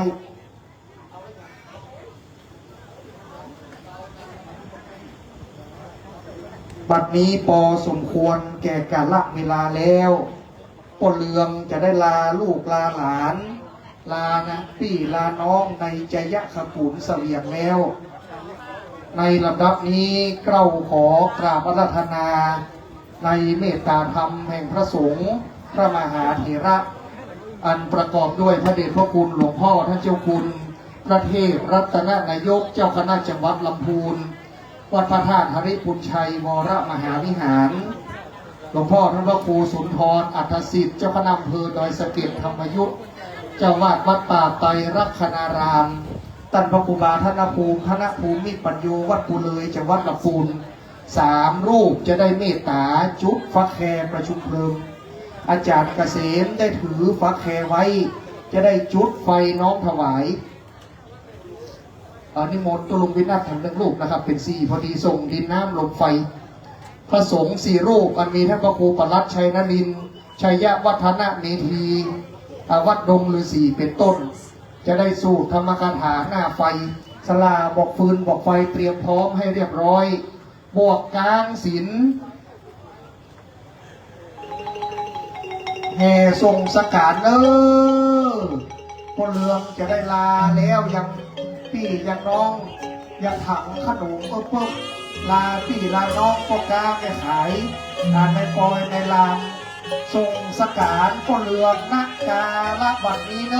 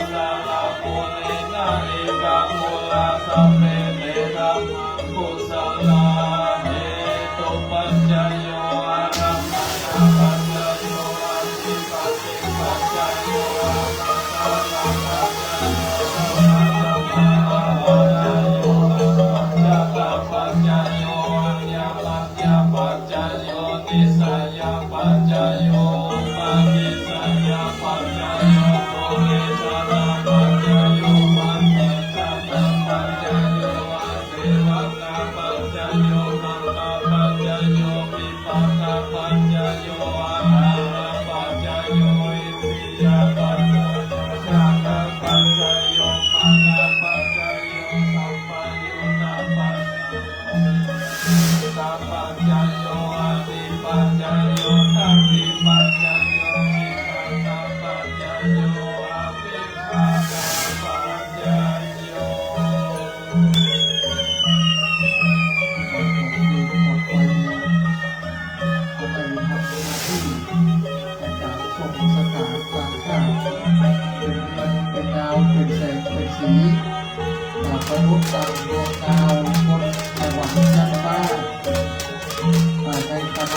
จิตตะตริยาถ้าคนน้อยได้เดินทางสู่สวรรค์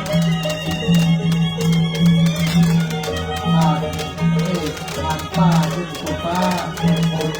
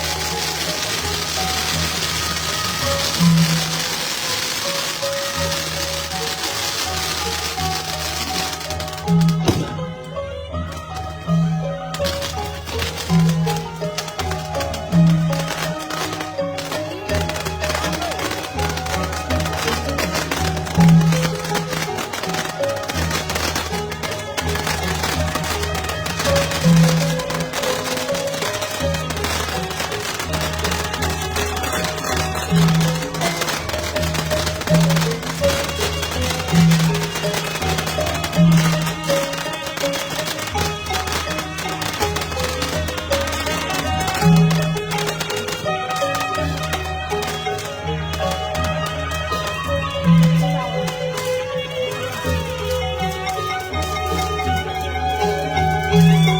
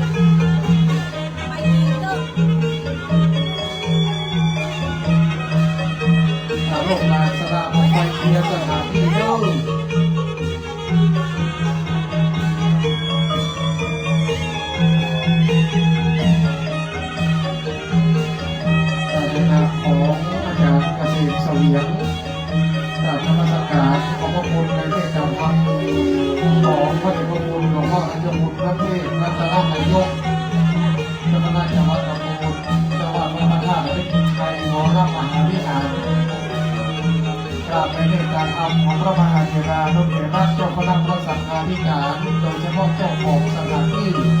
อาจารย์พระครูสุนทรอาทศิษย์เจ้าคณะเทวสถิตธรรมยุทธเจ้าวาดวัดป่าไตรลักษณะลักษณะลาม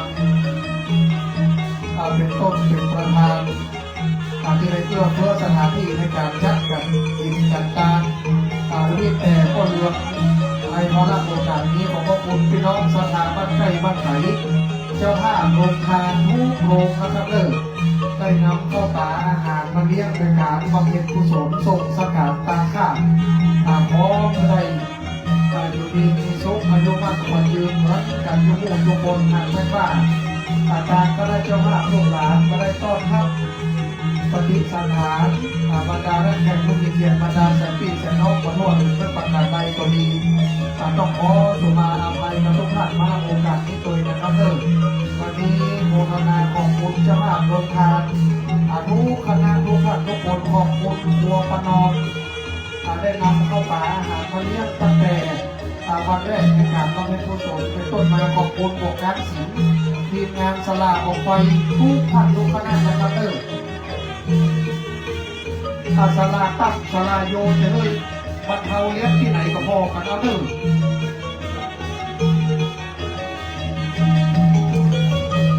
อาปล่อยเลยเรียบร้อย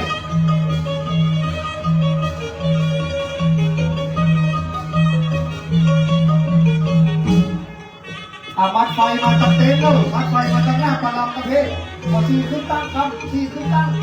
ชีเป็นปล่อยขึ้นตั้งหัวไผ่หัวมันเลยหัวไผ่หัวมันชีขึ้นตั้งเลยการมัดไฟมาแล้วกระทบนะครับลงมาทางทิศตะวันตกเต็นท์เป็นเกี่ยวกับจริงครับชีเป็นปล่อยตั้งเวลาเล่นก็ยังไงวันนี้ขอขอบคุณครูบาอาจารย์ทุกโตนะครับท่านพระครูประหลัดชัยนรินทร์พยาวัฒนมีทีทุกที่ทีเอาเท้าเก็บเลยหัวเก็บฉีกมาแล้วเก็บเลยหัวไผ่หัวมันเอาเลยฉีกเลยโรงทานมีอยู่นะครับมาครับมาแล้วอยากกินข้าวเรียนเจอโรงทานมาครับเข้าไข่เจียวหมดแล้วเนาะมีหลายอย่างอยู่เด้อโรงทานมีอยู่นะครับขอพระคุณทุกคนทุกท่านโมทนาบุญกับท่านเจ้าวาด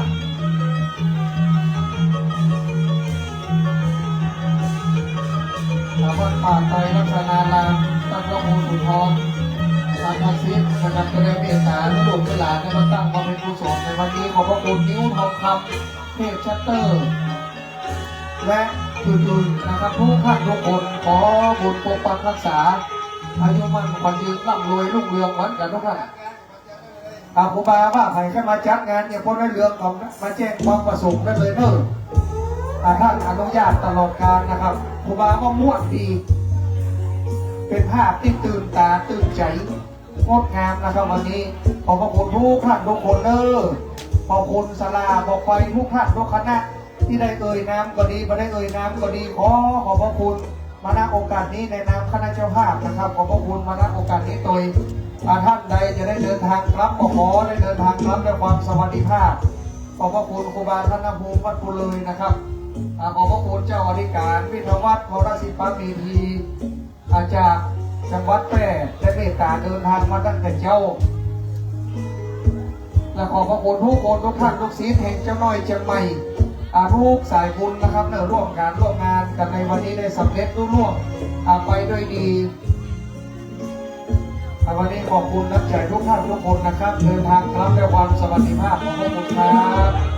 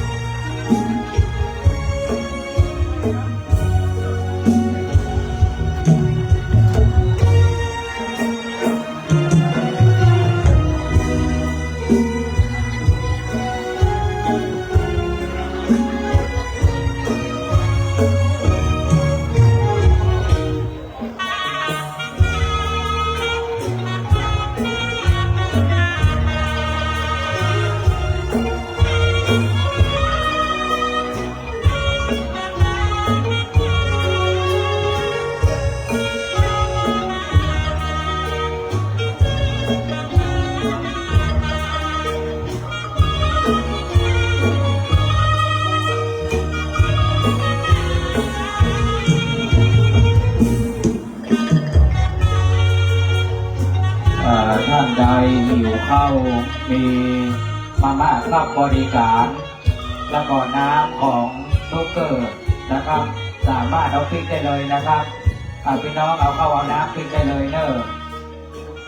ในนามของเจ้าน้อยเชียงใหม่ขอบพระคุณสลาบอกคืนบอกไฟทุกค่ายทุกคณะเด้อครับขอบพระคุณด้วยน้ำใจงามน้ำใจบริสุทธิ์ที่มีให้กันมาโดยตลอดนะครับขอบคุณครูบาอาจารย์ข้าเจ้าจุโตดยวงวงขอบพระคุณนะครับเด้อขอบพี่น้องขอบพระคุณพี่น้องลงทานในนามของเจ้าน้อยเชียงใหม่เกษมและก็พี่เดือนขอบคุณลงทานนะครับขอบพระคุณนะครับเด้อขอบพระคุณครับขอบพระคุณครับอะไรมีรวมมิตรเป็นถุงเอาเมื่อปีตัวนะครับ มีเป็นถุงเนี่ยมีอาหารคนร้อยนั่นเองนะครับข้าวต้มก็เป็นถุงนะครับมีเป็นถุงเพื่อตัวนะครับขอบคุณน้องๆพี่ๆขอบพระคุณครูบาเจ้าแก่นตัวนะครับวัดจ่าจำปีสัมปตองขอบพระคุณทุกท่านที่มาได้เอ่ยนามที่มีส่วนร่วมในการประชุมเพลิงศพสังฆธรรมของพ่อเรือขอบพระคุณนะครับลูกหลานวัดทูบว่างายช่วยกันร้อนเต็นท์เก็บเต็นท์นะครับก่อนวันทูบแห่งวันเนอร์แล้วก็แล้วเอาร้อนเต็นท์เสร็จจะเก็บดูตะเลืองแล้วนะครับจะเก็บดูตะเลืองวันทูบแล้วเนอร์จอ2696รถท่านใดไปที่รถด่วนจอ2696แล้วก็ขอไข่งองู679เชียงรายโตโยต้าสีดำย้ายรถกลับนะครับเนอขอบคุณนะครับเดินทางกลับโดยสวัสดิภาพขอบพระคุณนะครับจะแยกสังกัดวันที่16ที่บ้านปะเซาเนอตอนบ่ายนะครับ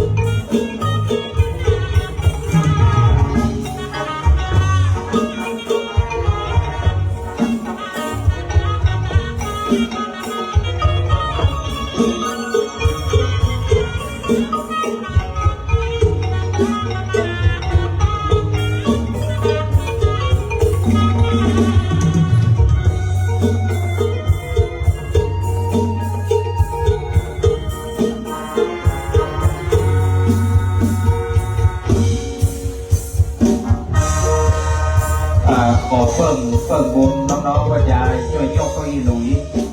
เข้าไว้ที่เดิมน้อยขอบอกครับยกไว้ที่เดิมเก้าอี้หลุยครับขอบคุณครับหลานที่เป็นมะยิงเขาอุบจานเรืองออกลำแล้วบอกเอาดอกใส่ถุงขยะดำไปเอาอุบตาออกกำวันพุ่งผ้าไปเนอะเก็บลูกเนอะแล้วก็เจ็ดที